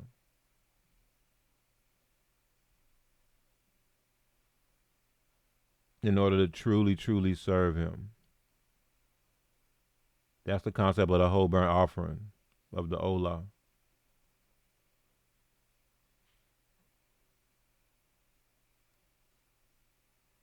All your aspirations, all your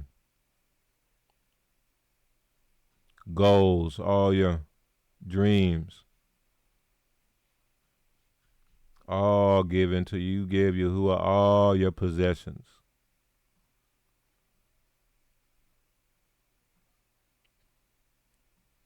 To pursue him.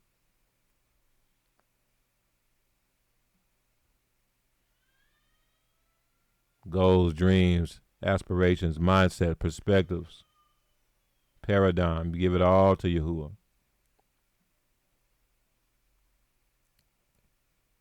and you're willing to and you're willing to do it because you know the value of the kingdom is more, you know, it's more valuable than anything that you have.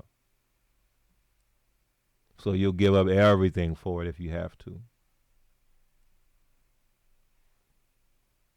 This is what the disciples did. They moved in this. They practiced this. That's why it's very interesting looking at this. The kingdom of the Shamaim is like treasure hidden in a field, which a man found and hid.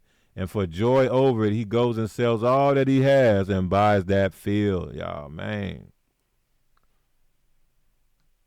Verse 45 again, the kingdom of the Shamaim is like a merchant seeking beautiful pearls, who, when he had found one pearl of great price, went and sold all that he had and bought it. This is the concept of the kingdom, that you are willing to give, that you give up everything for it, that is so valuable to you that you will get, that like the Most High requires all of you.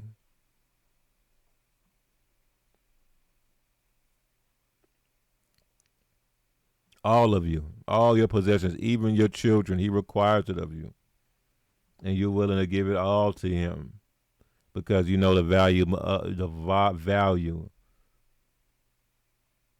of Yahuwah and his kingdom is above and beyond anything that you possibly have or anything. Verse 47 again, the kingdom of the Shamaim is like a dragnet that was cast into the sea and gathered some of every kind. So this goes back to gathering again. We know that fish represent, people. Like Yahushua told Kepha and them, I'll make you fishers of men. So that goes into, again, having dominion over the waters in a sense. You're pulling things out of the waters, out of the world, out of the nations. So it's like a dragnet, which I can represent as sheen as well, that was cast into the sea and gathered some of every kind. So, that goes back in the sheen, the sheen mem, and even the lamed, because the gathering usually happens through the teachings. So you see the concept of parables again, you see the concept of mushal again, and so on and so forth. Just in a different way. But this net is cast into the sea and gathers some of every kind, which, when it was full, they drew to shore. Oh, remember the multitudes were where? At the seashore earlier in this chapter. So you see how Yahushua's doing? And they sat down and gathered the thub into vessels, but threw the bad away.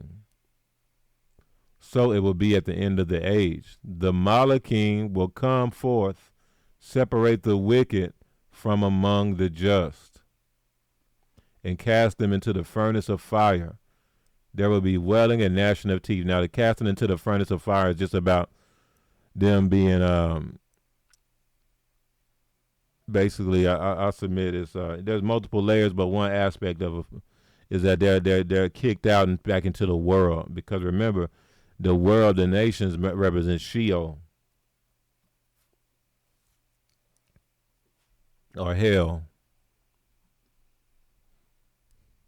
So they're gathered from the nations. They're pulled out of the waters. They're pulled out of the nations. But they're basically thrown back. They're thrown back into the water, which you see here is interpreted as them being thrown into the furnace of fire. Because remember, the parable was about fish being thrown back into the water. The thub being kept in the nets, and the not thub stuff being thrown back into the water. And we know that the waters represents Sheol, the nations. So it's a gathering of everything. Everything that gets caught in the nets gathering, but then it's the Malachim, it's the angels.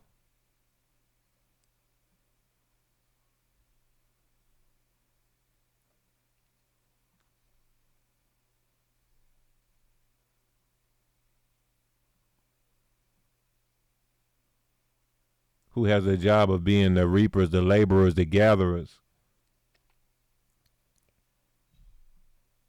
Through Yahu and Yahusha, to make sure that there's no bad fish in the net, that those are casted back into the water.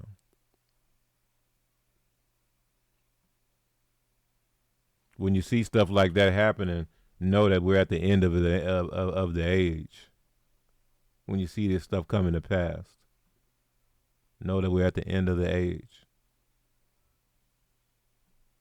The Malachim will come forth, separate the wicked from among the just, and cast them into the furnace of fire. There will be wailing and gnashing of teeth. Yahusha said to them, have you understood all these things? They said to him, yes, Adonai.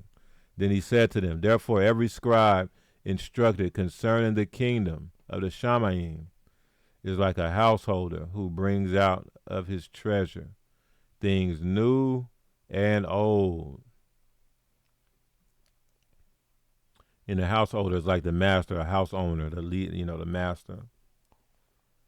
And so basically every scribe instructed surrounding the kingdom is like a nobility. He's a household. He's of nobility. He's a master.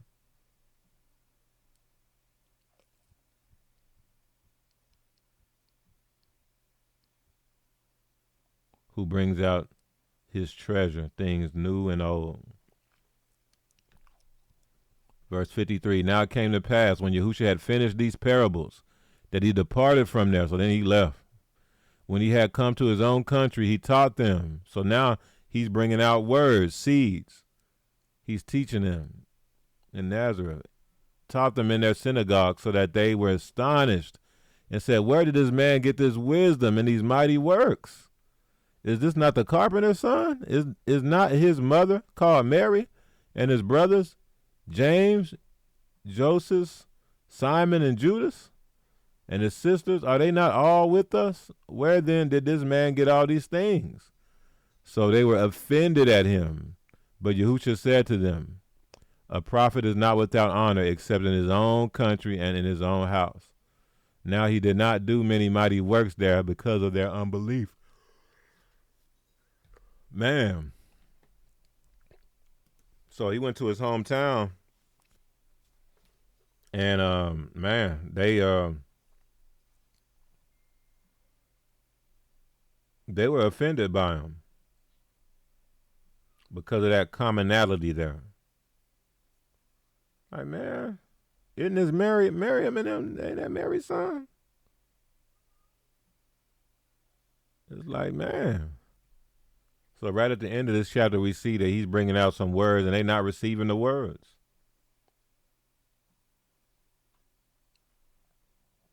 Very, very interesting. All right. Let's see something here.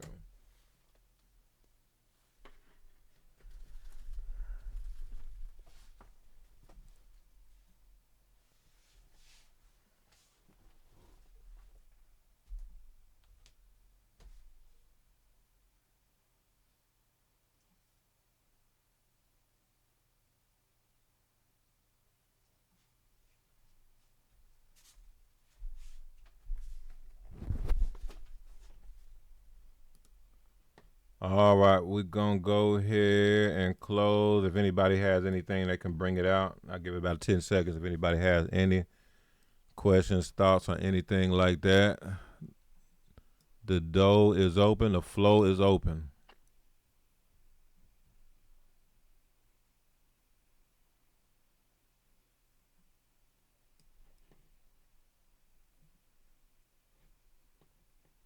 Got something, Bouchard. Can you hear me? Yes, sir.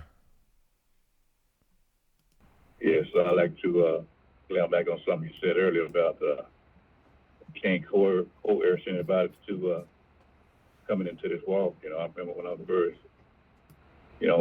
woke up, I was all excited, man, and I was telling everybody, man, family, man, and I couldn't understand why, they couldn't, see what I saw, But just like you said, you know, some people are just not Yahushas. You know, they've been up in the raised in this culture. You know, Willie Lynch did a number on us and up being in this Babylonian culture. They just can't let go of it. But having those eyes to see and ears to hear is so very important in this walk. You know, just like the rich young ruler. You know, he couldn't give up those possessions he had, all the possessions he had. You know, he was doing everything. You know, according to him, but he asked him to sell everything he got. You know, give it to the poor.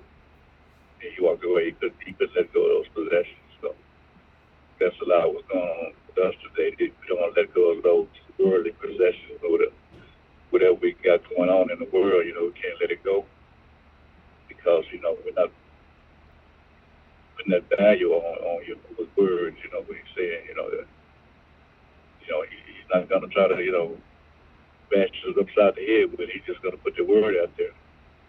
And those ones that's going to hear it, those are the ones that see it, you know. But the ones that harden their hearts, you know, they're probably not his, like you said. So anyway, I just want to land back on that a little bit, and I yield.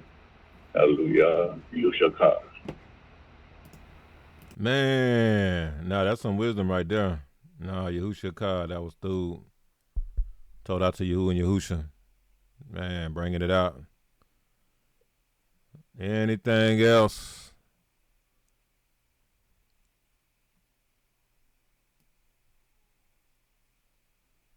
All right. If nothing else, so, and just so y'all know, we're gonna be doing the prep days every week. We're gonna be doing the prep days every week again, every Yom Shishi. We're gonna be doing the midrashes once a month, so we're gonna change that to once a month. Every third, we're gonna try to do Yom Revi'i, but it'll be once a month. We'll try our best to do every third Yom Revi'i. I'll let everybody know ahead of time. I'll be trying to post. I'll try to post ahead of time on the YouTube as well, just as a reminder. In the post section, where you can post posts. So nevertheless, told out to Yahu and Yahusha, much ahava, and lakam la shalom. Hallelujah.